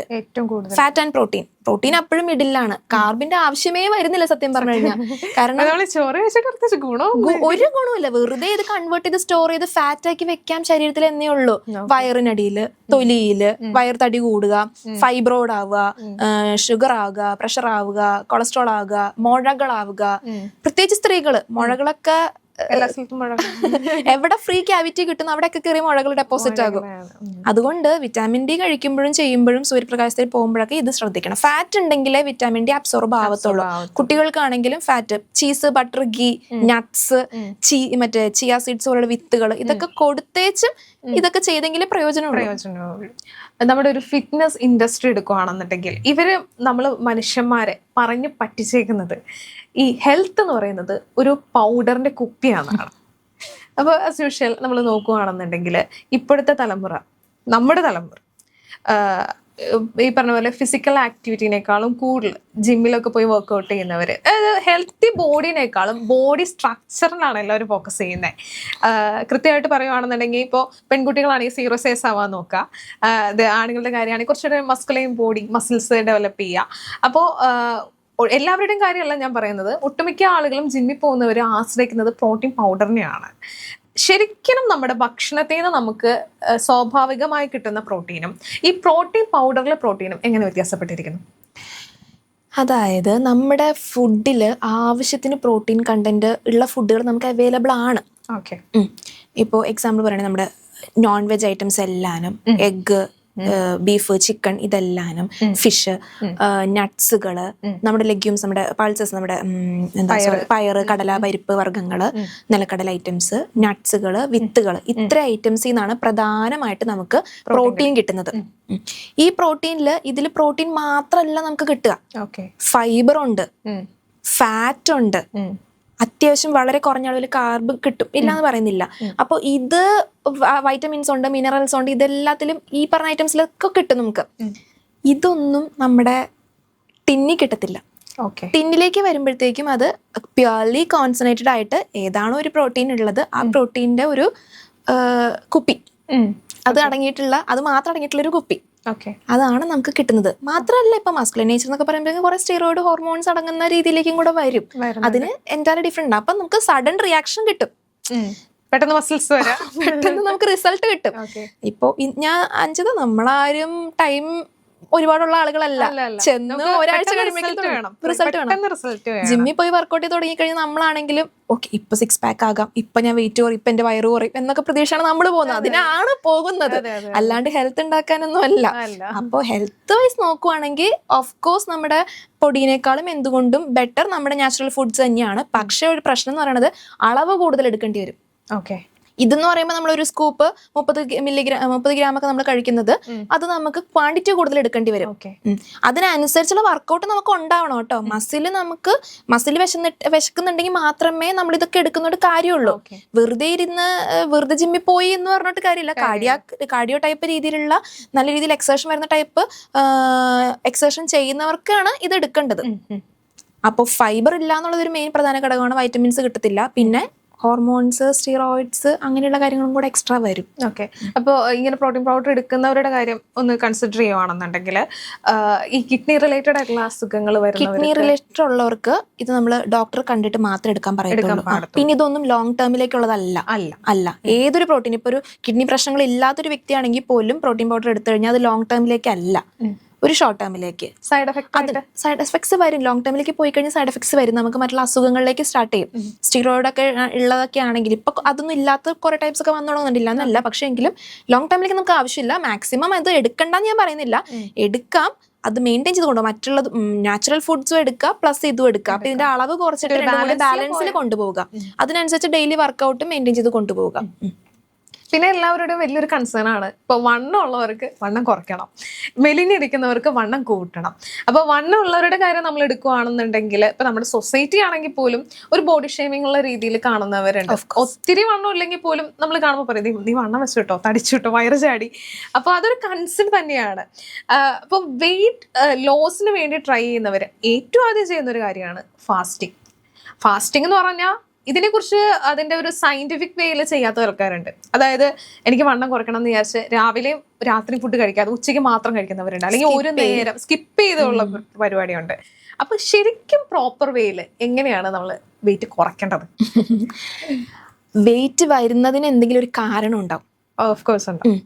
അൺലെസ് ആൻഡ് അണ്ടിൽ ഇപ്പോൾ അമിതമായിട്ട് വെയിറ്റ് വെക്കുന്ന ഇപ്പോൾ കൂടുതൽ സ്ത്രീകളിലാണ് കാണുന്നത്. എങ്കിലും സ്ത്രീകൾക്ക് കാണാൻ കാരണം എന്താണെന്ന് വെച്ച് കഴിഞ്ഞാൽ അവർക്കാണ് പുരുഷന്മാരെ അപേക്ഷിച്ച് ഹോർമോണൽ പ്രശ്നങ്ങൾ കൂടുതലുള്ളത്, ഹോർമോൺസ് കൂടുതൽ. കാരണം മുലയൂട്ടുന്നത് സ്ത്രീകളാണ്, പ്രസവിക്കുന്ന സ്ത്രീകളാണ്, പീരിയഡ്സ് മാസമുള്ള സ്ത്രീകൾക്കാണ്, ഡിസ്മെനോറിയുള്ള സ്ത്രീകൾക്കാണ്, അപ്പോൾ മെനോപോസ് ഉള്ളത് സ്ത്രീകൾക്കാണ്. അപ്പം ഇത് ഒരു ലൈഫ് മുഴുവനും മെയിൻറ്റെയിൻ ചെയ്ത് കൊണ്ടുപോകുന്ന കുറെ ഹോർമോൺസിലാണ് നമ്മുടെയൊക്കെ ആണ്. പുരുഷന്മാരെ അപേക്ഷിച്ച് അവർക്കില്ല എന്നല്ല, അവരെ അപേക്ഷിച്ച്. അപ്പൊ നമ്മൾ ഈ പറയുന്ന ഹോർമോണൽ പ്രശ്നങ്ങൾ ഉള്ളപ്പോൾ തന്നെ ഇപ്പൊ ഒരു പ്രസവം കഴിഞ്ഞാൽ തന്നെ 10-20 കിലോ ഒറ്റയടിക്ക് വെയിറ്റ് കൂടും. പിന്നെ അത് ഒരു പരിധി കഴിയുമ്പോൾ കുറയും, പാല് കൊടുക്കലും കാര്യങ്ങളൊക്കെ കഴിയുമ്പോൾ കുറയും. പക്ഷെ എങ്കിലും മൊത്തത്തിൽ പോവാത്തവരാണ് കൂടുതലുള്ളത്. അതൊന്ന് സൈഡിൽ. അപ്പൊ ഈ ഹോർമോൺസ് ഉള്ളപ്പോൾ ഉള്ള കുഴപ്പം എന്താ വെച്ചാൽ ഇൻബാലൻസ്, ഹോർമോണൽ ഇംബാലൻസ് ശരീരത്തിൽ സംഭവിക്കുമ്പോൾ നമുക്ക് ഈ ഫാറ്റ് ഡെപ്പോസിഷൻ അളവ് കൂടും ശരീരത്തില്. ഫാറ്റ് ഡെപ്പോസിഷൻ വരുന്നത് കഴിക്കുന്ന ഫുഡിൽ നിന്നും കൂടി ആയിരിക്കും കേട്ടോ. കാർബ് കഴിക്കുമ്പോൾ കാർബ് നേരെ ഫാറ്റി ആസിഡ് ഗ്ലിസറോൾ ആയിട്ട് കൺവേർട്ട് ചെയ്ത് ഫാറ്റ് എടുത്ത് ലിവറിലും അവിടെ ഒക്കെ പോയി സ്റ്റോർ ചെയ്ത് വെച്ച് ഫാറ്റി ലിവറും ഒക്കെ ആവാൻ തുടങ്ങും. അപ്പോൾ നമുക്ക് വെയിറ്റ് കുറയ്ക്കണമെന്നുണ്ടെങ്കിൽ വെയിറ്റ് കൂടിയ കാരണം കണ്ടെത്തണം. ഒന്ന് കഴിച്ചിട്ടുള്ള വെയിറ്റ് ആണോ, കഴിക്കാഞ്ഞിട്ടും വെയിറ്റ് വന്നതാണോ. ചിലർ പറഞ്ഞ പച്ചവെള്ളം കുടിച്ചാലും വണ്ണം തടി വെക്കും. അതാ ഞാൻ പറഞ്ഞത്. കഴിച്ചിട്ടുള്ള വെയിറ്റ് ആണെങ്കിൽ കഴിപ്പ് കട്ട് ചെയ്താൽ മതി. പ്ലസ് എക്സ്റ്റേണൽ ആക്ടിവിറ്റീസ് വന്നു കഴിഞ്ഞാൽ അത് ബാലൻസ് ആയി, പ്രശ്നം സോൾവ് ആയി. ഇനി കഴിക്കാതെ വന്നിട്ടുള്ള വെയിറ്റ് ആണെന്നുള്ളതാണ് ആദ്യം നോക്കേണ്ടത്. കഴിക്കാതെ വന്നതാണെങ്കിൽ അത് എവിടെ നിന്ന് വന്നു എന്ന് കണ്ടെത്തണം. അതാണ്. പച്ചവെള്ളം കുടിച്ചാലും വരുന്നുണ്ട്. അതായത് മനസ്സിലാക്കേണ്ടത് ശരീരത്തിലെ ഫാറ്റ് കണ്ടന്റിന്റെ 70% നമ്മുടെ ലിവർ ആണ് ഉണ്ടാക്കുന്നത്. അല്ലാതെ ഡയറ്റ് അല്ലെങ്കിൽ 70-75% ലിവറിൽ നിന്ന് വരുന്നത്. ഒരു 25% മാത്രമേ ഡയറ്റിൽ നിന്ന് വരുന്നുള്ളൂ. അതുകൊണ്ടാണ് ഇപ്പൊ ഇറച്ചി, മീന്, മുട്ട കഴിക്കാത്ത ഏറ്റവും കൂടുതൽ ഫാറ്റ് കിട്ടുന്നത് അതിൽ നിന്നൊക്കെയാണെന്ന് പറയുന്നു. അപ്പൊ വെജിറ്റേറിയൻസ് ആണെങ്കിൽ അവരിതൊന്നും യൂസ് ചെയ്യുന്നില്ല. അവരിലും തടിയുള്ളവരുണ്ട്, അവരിതൊന്നും യൂസ് ചെയ്തിട്ടില്ലല്ലോ. അപ്പൊ അതുകൊണ്ട് ലിവറാണ് നമ്മുടെ ഫാറ്റ് ഉണ്ടാക്കുന്ന ഒരു മെയിൻ ആള്. അപ്പോ ആദ്യം ചെയ്യേണ്ടത് നമ്മുടെ ഫുഡ് ഡയറ്റ്, നമ്മുടെ പ്ലേറ്റ് ക്രമീകരിക്കുക എന്നുള്ളതാണ് ഫസ്റ്റ് ചോയ്സ്. അതിൽ കാർബിന്റെ അളവ് മാക്സിമം റെഡ്യൂസ് ചെയ്യുക. ഒരു protein, fat, vegetables, fruits, nuts അളവ് കൂട്ടുക. അതായത് പ്രോട്ടീനും ഫാറ്റും എമൗണ്ട് കൂടുതലായിരിക്കണം, പോർഷൻ കൂടുതലായിരിക്കണം. ബേസിക് ആയിട്ടുള്ള കാര്യമാണ് ഞാൻ പറയുന്നത്. കാർബോഹൈഡ്രേറ്റ്സിന്റെ അളവ് വളരെ കുറയ്ക്കുക. ചോറ് മാത്രമല്ല, എല്ലാവിധ ഗ്ലൂക്കോസ് കണ്ടന്റ് വരുന്ന ചോറ്, കപ്പ, ഇഡ്ലി, ദോശ, മെയിൻ കോഴ്സ് ആയിട്ട് കഴിക്കുന്ന മെയിൻ ഡിഷ് ആയിട്ട് കഴിക്കുന്നത് നേരെ സൈഡ് ഡിഷ് ആയിട്ട് മാറി സൈഡ് ഡിഷ് മെയിൻ ഡിഷ് ആയിട്ട് വരണം. അതാണ് ബേസിക് തത്വം. പിന്നെ അതിന്റെ പോർഷൻ കൺട്രോൾ എന്ന് പറയുമ്പോൾ ഒരു പേഷ്യന്റ് വരുന്നതിനനുസരിച്ച് അയാളുടെ വെയിറ്റിനും അയാളുടെ അസുഖങ്ങൾക്കനുസരിച്ച് പോർഷൻ കൺട്രോളിന്റെ ക്വാണ്ടിറ്റി വ്യത്യാസപ്പെടും. അത് അതിനനുസരിച്ച് ഡിപ്പെൻഡ് ചെയ്യും. ബേസിക് ആയിട്ട് ഇതാണ് ചെയ്യേണ്ടത് ഡയറ്റില്. പറ്റുവാണെങ്കിൽ കംപ്ലീറ്റ് കാർബ് കട്ട് ചെയ്യുക. ഗ്രെയിൻ ഫ്രീ ഡയറ്റ് ഞങ്ങളെ മെയിൻ കണ്ടന്റ് ആണ്. ഗ്രെയിൻ ഫ്രീ ഡയറ്റ് ഞങ്ങൾ ചെയ്യുന്നത്. ഗ്രെയിൻ ഫ്രീ ഡയറ്റ് എന്ന് വെച്ചിട്ടുണ്ടെങ്കിൽ ഇപ്പൊ ഒരു weight gain, example weight gain അല്ലെങ്കിൽ ഇൻസുലിൻ റെസിസ്റ്റൻസ് വെച്ച് വരുന്ന എന്താ സുഖം, ഷുഗർ ആയിക്കോട്ടെ, പ്രഷർ ആയിക്കോട്ടെ, കൊളസ്ട്രോൾ ആയിക്കോട്ടെ, തൈറോയ്ഡ് ആയിക്കോട്ടെ, വെയിറ്റ് ഗെയിൻ ആയിക്കോട്ടെ, ഈവൻ വെയിറ്റ് ലോസ് ആയിക്കോട്ടെ, നമ്മൾ കൊടുക്കുന്ന ഒരു മെയിൻ ഡയറ്റ് ആണ് ഗ്രെയിൻ ഫ്രീ ഡയറ്റ് എന്ന് പറയുന്നത്. ഗ്രെയിൻ ഫ്രീ ഡയറ്റിൽ വിടുന്നത് എന്താണെന്ന് വെച്ചാൽ ഗ്രെയിൻസ് കംപ്ലീറ്റ് നമ്മൾ കട്ട് ചെയ്യും. ഗ്രെയിൻസ് എന്ന് പറയുമ്പോഴത്തേക്കും അരി, ഗോതമ്പ്, ഈവൻ മില്ലറ്റ്സ്, ഇതെല്ലാം ഗ്രെയിൻസ് ആയിട്ട് ധാന്യങ്ങളിൽ പെടുന്ന ഐറ്റംസ്. ധാന്യങ്ങൾ കംപ്ലീറ്റ് ഞങ്ങൾ കട്ട് ചെയ്ത് കഴിയുമ്പോൾ പിന്നെ കഴിക്കാനുള്ള ചോയ്സ് എന്ന് പറയുന്നത് വെജിറ്റബിൾസ്, ഫ്രൂട്ട്സ്, നട്ട്സ്, പിന്നെ നമ്മുടെ നോൺ വെജ് ഐറ്റംസ്, പയർവർഗ്ഗങ്ങൾ, ഇതൊക്കെയാണ് വരിക. അപ്പൊ പ്രോട്ടീനും ഫാറ്റും ആയിരിക്കും കൂടുതൽ മെയിൻ ഡിഷ് ആവുന്നത്. എന്നാൽ എക്സാക്ട് കീറ്റോ ഡയറ്റും ആവില്ല. വെജിറ്റബിൾസും ഫ്രൂട്ട്സും നട്ട്സും ഒക്കെ എക്സ്ട്രാ സൈഡിൽ വരും. അപ്പോൾ കംപ്ലീറ്റ് ഗ്രെയിൻ കട്ട് ചെയ്യുമ്പോൾ വെച്ചാൽ സഡൻ ആയിട്ട് ഷുഗർ ലെവൽ താഴും. അപ്പൊ നമ്മുടെ ശരീരത്തിന് ടൈം ഗ്യാപ്പ് കിട്ടും. എന്ത്, അവിടെ ഓൾറെഡി സ്റ്റോർ ചെയ്ത് വെച്ചിട്ടുള്ള ഷുഗർ കണ്ടന്റ്സിനെ എടുത്ത് യൂസ് ചെയ്യാനുള്ള ഒരു ചാൻസ് കിട്ടും, പുതിയത് വരാത്തത് കൊണ്ട്. കാരണം നമുക്ക് പുതിയത് വന്നില്ലെങ്കിലും ദൈനംദിന ജീവിതത്തിന് നമുക്കത് ആവശ്യമാണ്. നമ്മുടെ എനർജി എക്സ്പെൻഡിച്ചർ ആവുന്ന പരിപാടികൾക്കും അത് ആവശ്യമാണ്. അപ്പൊ അതുകൊണ്ട് ശരീരത്തിനൊരു ഗ്യാപ്പ് കിട്ടും ചെയ്യാനായിട്ട്. അതൊന്ന്. രണ്ടാമത്തെ കേസ് വർക്കൗട്ട്. ഏതെങ്കിലും ഒരു തരത്തിലുള്ള വർക്കൗട്ട് നിങ്ങൾക്ക് ഒരു മണിക്കൂർ താഴാതെ, ഒരു 45 മിനിറ്റ്സ് താഴാണ്ട് നിങ്ങൾക്ക് കിട്ടണം എന്ന് ഞാൻ പറയുള്ളൂ. അതിപ്പോ രാവിലെ ഒരു അരമണിക്കൂർ, വൈകിട്ട് ഒരു അരമണിക്കൂർ ചെയ്താലും പ്രശ്നമില്ല. അറ്റ്ലീസ്റ്റ് ഒരു അരമണിക്കൂർ അത് കിതച്ച് വേർക്കത്തക്ക രീതിയിലുള്ള എക്സസൈസ് ആണ് കോൺസെൻട്രേറ്റ് ചെയ്യേണ്ടത്. ഇപ്പൊ വർക്കൗട്ട് എന്ന് പറയുമ്പോൾ നമ്മള് ഇപ്പൊ വീട്ടമ്മമാരെ സംബന്ധിച്ചിടത്തോളം അവരെപ്പോഴും പറയാറുണ്ട്, ഞങ്ങൾ രാവിലെ എണീക്കുമ്പോൾ മുതൽ കിടക്കുന്നവരെ ഞങ്ങൾ വർക്ക് ചെയ്തുകൊണ്ടിരിക്കുകയാണ്. ഒത്തിരി പണികൾ, അടിച്ചു വരുന്നു, മുറ്റം അടിക്കുന്നു, തുടയ്ക്കുന്നു, അങ്ങനെ ഒത്തിരി കാര്യങ്ങൾ ചെയ്യുന്നുണ്ട്. അതെന്തുകൊണ്ട് നിങ്ങൾ വർക്കൗട്ട് ആയിട്ട് കൂട്ടുന്നില്ല എന്ന് ചോദിക്കുന്നത്? അതില് എക്സ്പെൻഡിച്ചർ കുറവാണ് വരുന്നത്. അതെ, നിങ്ങൾ വേർക്കുന്നുണ്ടോ? നിങ്ങൾ പെരയടിച്ചിട്ട് അല്ലെങ്കിൽ നിങ്ങൾ അകം അടിച്ചിട്ട് തുണി അലക്കിയിട്ട് നിങ്ങൾ വേർക്കുന്നുണ്ടോ? ഉണ്ടെങ്കിൽ ഓക്കെ. വേർത്ത് പോണം, ഇത് ഫാറ്റ് ബേൺ ഔട്ട് ആയി വേർപ്പിന്റെ രൂപത്തിൽ പുറത്ത് പോകുമ്പോഴാണ് നമുക്കത് കാലറി കുറയത്തുള്ളൂ, നമ്മുടെ ഇതിന്റെ കണ്ടന്റ് കുറയത്തുള്ളൂ ഫാറ്റിന്റെ. അത് ബേൺ ആയി പുറത്ത് പോകുന്ന തരം എക്സസൈസുകളെ ഉദ്ദേശിക്കുന്നുള്ളൂ. അത് ഞാൻ പറയുന്നത് നിങ്ങൾ പണിയെടുക്കണമെന്ന് ഒരിക്കലും പറയത്തില്ല. സ്ത്രീകൾ പണിയെടുക്കും വീട്ടിൽ. അതിപ്പോ വാഷിംഗ് മെഷീനിൽ തുണി ഇടുന്നതും കല്ലിൽ പോയി തുണി അലക്കുന്നതും തമ്മിൽ വ്യത്യാസമുണ്ട്. അപ്പൊ കല്ല് ചൂസ് ചെയ്യാം. മിക്സിയിൽ അരക്കുന്നതിന് പകരം പോസിബിൾ അല്ല. ഇത് നമുക്ക് പ്രാക്ടിക്കലി പോസിബിൾ ആവുന്ന, ഒരു പരിധി വിട്ട് പോസിബിൾ ആക്കാൻ പറ്റുന്ന കാര്യങ്ങളല്ല. അപ്പൊ നമ്മൾ ഒരു 1 hour വേണ്ടിയിട്ട് ഇതിനു വേണ്ടി കണ്ടുവച്ച് ജിമ്മിൽ പോവോ, നടക്കാൻ പോവോ, യോഗ ചെയ്യോ, അല്ലെങ്കിൽ വീട്ടിൽ തന്നെ വർക്കൗട്ട് ചെയ്യോ, അല്ലെങ്കിൽ സൂംബ ചെയ്യോ, നമ്മുടെ ഇഷ്ടം. നമുക്ക് എവിടെയാണോ നമ്മൾ ആപ്റ്റായിട്ട് നമുക്ക് ഫീൽ ചെയ്യുന്നത്, നമുക്ക് ഇഷ്ടമുള്ള കാര്യം ഏതാണോ ചെയ്യാം. ഒന്നും വേണ്ട. ഞാൻ എന്റെ ക്ലയൻസിനോട് എപ്പോഴും പറയുന്ന ഒരു കേസാണ്, നിങ്ങൾ ഒന്നും ചെയ്യണ്ട. ഡോക്ടറെ ഇപ്പൊ എന്നോട് പറയാറുണ്ട്, ഡോക്ടർ ഞങ്ങൾ പെണ്ണുങ്ങളാണ്, ഞങ്ങൾ ഇച്ചിരി ഏജ്ഡ് ആയിട്ടുള്ളവരായിരിക്കും, ഞങ്ങൾക്ക് ഇങ്ങനെ പുറത്ത് പോയി ചെന്നൊരു ഓപ്ഷൻ ഇല്ല. ഒന്ന്. രണ്ടാമത്തെ കേസ്, ആളുകൾ മറ്റുള്ളവർ കാണുമ്പോൾ നമ്മളൊരു ബോഡി ഷേമിങ് തോന്നുമ്പോൾ അതും ഒരു ഫീലിംഗ് വരാറുണ്ട്. അതുകൊണ്ട് അങ്ങനെ ചെയ്യാറില്ല. അപ്പൊ ഞങ്ങൾക്ക് വീട്ടിലിരുന്ന് എന്തൊക്കെ ചെയ്യാൻ പറ്റും അതൊന്ന് പറയും. ഒന്നും വേണ്ട, പകൽ ആരും ഉണ്ടാകത്തില്ലല്ലോ, ഒരു പാട്ട് വെക്കുക, തുള്ളുക, ഡാൻസ് ചെയ്യുക. മുട്ടുവേദന ഉണ്ടാവരുത്. പ്രൊവൈഡിങ് ദാറ്റ് നിങ്ങൾക്ക് മുട്ട് വേദനിക്കരുത്. ഓക്കെ. കാരണം ആദ്യമൊക്കെ നമ്മൾ ഒരു എക്സസൈസ് ഏതായാലും ചെയ്യുമ്പോൾ നമുക്കൊരു ഇച്ചിരി ബോഡി പെയിൻ വരും. അത് 2 ദിവസം കഴിയുമ്പോൾ മാറും. പക്ഷെ അത് കൂടാണ്ട് വെയിറ്റ് ഉള്ളവർ ചെയ്യുമ്പോൾ മുട്ടില് പ്രഷർ കൂടുമ്പോൾ മുട്ടുവേന വരാൻ തുടങ്ങും. അപ്പൊ പിന്നെ 2 ദിവസം കഴിഞ്ഞാൽ പരിപാടി നിർത്തേണ്ടി വരും. മുട്ടുവേന കാരണം നെഞ്ച് വെക്കാൻ പോലും പറ്റത്തില്ല. അതുകൊണ്ട് നിങ്ങൾ ചെയ്യേണ്ടത് ചെയ്യുക, ഒരു 5 മിനിറ്റ് ചെയ്തിട്ട് റെസ്റ്റ് എടുക്കുക. 2-3 മിനിറ്റ്സ് റെസ്റ്റ് എടുത്ത് ഗ്യാപ്പ് എടുത്തിട്ട് പിന്നെ റീസ്റ്റാർട്ട് ചെയ്യുക. അപ്പൊ മുട്ടിന് റെസ്റ്റ് കിട്ടും. ഓക്കെ. അതല്ലെങ്കിൽ പിന്നെ അതൊക്കെ ഒരു 10 മിനിറ്റ് കാർഡിയോ ചെയ്യുവാണെങ്കിൽ ബാക്കി ഇരുന്നിട്ടും കിടന്നിട്ടുള്ള കാര്യങ്ങൾ ചെയ്യുക. അപ്പൊ മുട്ടിന് പ്രഷർ കുറവായിരിക്കും. ഇരുന്നിട്ടും കിടന്നിട്ട് പറയുമ്പോൾ കിടന്നേച്ച് കാലി ഉയർത്താൻ പറഞ്ഞാൽ തന്നെ അതൊരു എഫേർട്ടായി. വയറൊക്കെ ഉള്ളൊരു പേഷ്യന്റ് ഒക്കെ ആണെങ്കിൽ, ഒരാളാണെങ്കിൽ അവർക്ക് കാലി ഉയർത്തുന്നൊക്കെ പറഞ്ഞാൽ അവരെ സംബന്ധിച്ച് വലിയൊരു ടാസ്ക് ആണ്. അങ്ങനെയുള്ള സിമ്പിൾ കാര്യങ്ങൾ ചെയ്യുക. ഡയറ്റിൽ എങ്ങനെയാണ് നമുക്ക് ഡയറ്റിൽ വണ്ണം കുറയ്ക്കാനായിട്ട്? ഡയറ്റിന്റെ ആണ് ഞാനിപ്പോ പറഞ്ഞത്. പോഷൻ കൺട്രോൾ ചെയ്യുക, ഇതിനകത്ത് ആഡ് ചെയ്യുക, പിന്നെ എക്സസൈസ് വരിക മെയിൻ. പിന്നെ ഉള്ളത് ഫാസ്റ്റിംഗ് ആണ്. ഫാസ്റ്റിംഗിലാണ് ഞാൻ പറയാം ഇന്റർമീഡിയന്റ് ഫാസ്റ്റിംഗ്. പലതരത്തിൽ ഫാസ്റ്റ് ചെയ്യാൻ പറ്റും നമുക്ക്. അതിൽ ഏറ്റവും ബെസ്റ്റ് ആയിട്ട് ഞാൻ സജസ്റ്റ് ചെയ്യുന്ന ഫാസ്റ്റിംഗ് എന്ന് പറയുന്നത് 14 തൊട്ട് 16 മണിക്കൂർ വരെ വരുന്ന ഇന്റർമീഡിയന്റ് ഫാസ്റ്റിംഗ് ആണ് ഞാൻ സജസ്റ്റ് ചെയ്യുക. അപ്പൊ വൈകുന്നേരം എത്രയോ നേരത്തെ കഴിക്കാൻ പറ്റും അത്രയും നേരത്തെ കഴിച്ച് ഫിനിഷ് ചെയ്യുക. എന്നിട്ട് 16 മണിക്കൂർ കഴിഞ്ഞേച്ച് അത് ബ്രേക്ക് ചെയ്യാം. ലൈറ്റ് ആയിട്ട് എന്തെങ്കിലും കഴിച്ച് ബ്രേക്ക് ചെയ്യുക. അതിനിടയിൽ വെള്ളം മാത്രം കുടിക്കുക. പകല് എന്ന് വെച്ച് ബാക്കിയുള്ള സ്കിപ്പ് ചെയ്യാനല്ല. പകല് 2-3 മീൽസ് അല്ല, മെയിൻ ഫുഡ് കഴിക്കാം. 3 വേണം ഞാൻ പറയുന്നത്, 2 മതിയാകും. പക്ഷെ കഴിക്കുന്നതിൽ ക്വാണ്ടിറ്റി കൺട്രോൾ ചെയ്യുക. അതിൽ കാർബ് വരാതെ മാക്സിമം നോക്കുക, അല്ലെങ്കിൽ ക്വാണ്ടിറ്റി റെഡ്യൂസ് ചെയ്തിട്ട് കഴിക്കാം. ഇപ്പൊ വണ്ണം കുറയ്ക്കുന്ന പോലെ തന്നെ വണ്ണം കൂട്ടാനും ട്രൈ ചെയ്യുന്ന ഒരുപാട് ആൾക്കാരുണ്ട്. ഇപ്പൊ കാരണം നമ്മള് ഇപ്പൊ സ്കൂളിലൊക്കെ പഠിക്കുന്ന ഒരു സമയത്താണെങ്കിൽ കളിയാക്കി ചോദിക്കാറുണ്ട്, ഇത്ര ഭക്ഷണം കഴിച്ചിട്ടും കൊക്കപ്പുഴ കൊണ്ട് വയറ്റില് എന്തുകൊണ്ട് ഇങ്ങനെ വലിയ കഴിക്കുന്നൊക്കെ എവിടെ പോവാ എന്ന് ചോദിക്കുന്ന ആളുകളുണ്ട്. അപ്പൊ വണ്ണം കൂട്ടുക എന്നുള്ളത് ഇപ്പൊ വലിയൊരു പ്രശ്നമായിട്ട് കരുതുന്ന ആൾക്കാരുണ്ട്. അപ്പൊ അവര് സ്വാഭാവികമായിട്ടും ചെയ്യുന്ന ഒരു കാര്യം എന്ന് പറഞ്ഞാൽ വണ്ണം വെക്കാൻ വേണ്ടി ഇങ്ങനെ വാരി വലിച്ച് കഴിക്കുന്ന ഒരു പ്രവണത നമ്മൾ കാണാറുണ്ട്. എങ്ങനെയാണ് ഒരു സയന്റിഫിക് വേയിൽ വണ്ണം കൂട്ടിയെടുക്കാനായിട്ട് നമുക്ക് പറ്റുന്നത്? വണ്ണം കൂടുന്നതിന് റീസൺ ഉള്ള പോലെ തന്നെ കുറഞ്ഞതിന് അല്ലെങ്കിൽ വെക്കാത്തതിനും ഒരു റീസൺ ഉണ്ടാകും. കഴിച്ചിട്ടും വെക്കുന്നില്ലെങ്കിൽ പ്രശ്നം നോക്കണം. മെയിൻ ആയിട്ട് അതിന് നോക്കേണ്ടത് ഗട്ടാണ്. ഗട്ടിൽ എന്തെങ്കിലും പ്രശ്നം ഉണ്ടെങ്കിൽ നമ്മൾ എന്തോരം കഴിച്ചാൽ അത് അബ്സോർബ് ചെയ്യത്തില്ല. വെറുതെ കഴിക്കുക അതിൽ കൂടി പോകാന്നുള്ള എവിടെയോ ലീക്ക് ഉണ്ടെന്ന് പറയുന്ന പോലെ അത് അബ്സോർബ് ചെയ്യത്തില്ല. അബ്സോർബ് ചെയ്യാനായിട്ട് ഞാൻ നേരത്തെ പറഞ്ഞ മൈക്രോബയോംസും ഗട്ട് ബാക്ടീരിയാസും എൻസൈംസ് ഒക്കെ ഇട്ട് കൊടുത്ത് ഗട്ടിനെ ക്ലിയർ ചെയ്ത് അത് ഓക്കെ ആയി എടുത്താൽ മാത്രമാണ് പ്രോട്ടീൻസ് ഫാറ്റൊക്കെ ചെന്ന് കഴിഞ്ഞാൽ അത് ഡൈജസ്റ്റ് ചെയ്ത് പ്രോപ്പറായിട്ട് ഡൈജസ്റ്റ് ചെയ്ത് അതിനെ അബ്സോർബ് ചെയ്യാൻ പറ്റത്തുള്ളൂ. ഇനി അബ്സോർബ് ചെയ്തു മസിലെ പോയി ചെന്നെങ്കിൽ മാത്രമേ അതിന് ഗുണമുള്ളൂ, നമുക്ക് യൂസ് ഉള്ളൂ. വെറുതെ അബ്സോർബ് ചെയ്ത് മൊത്തത്തിൽ കൂടല്ല നമുക്ക് വേണ്ടത്.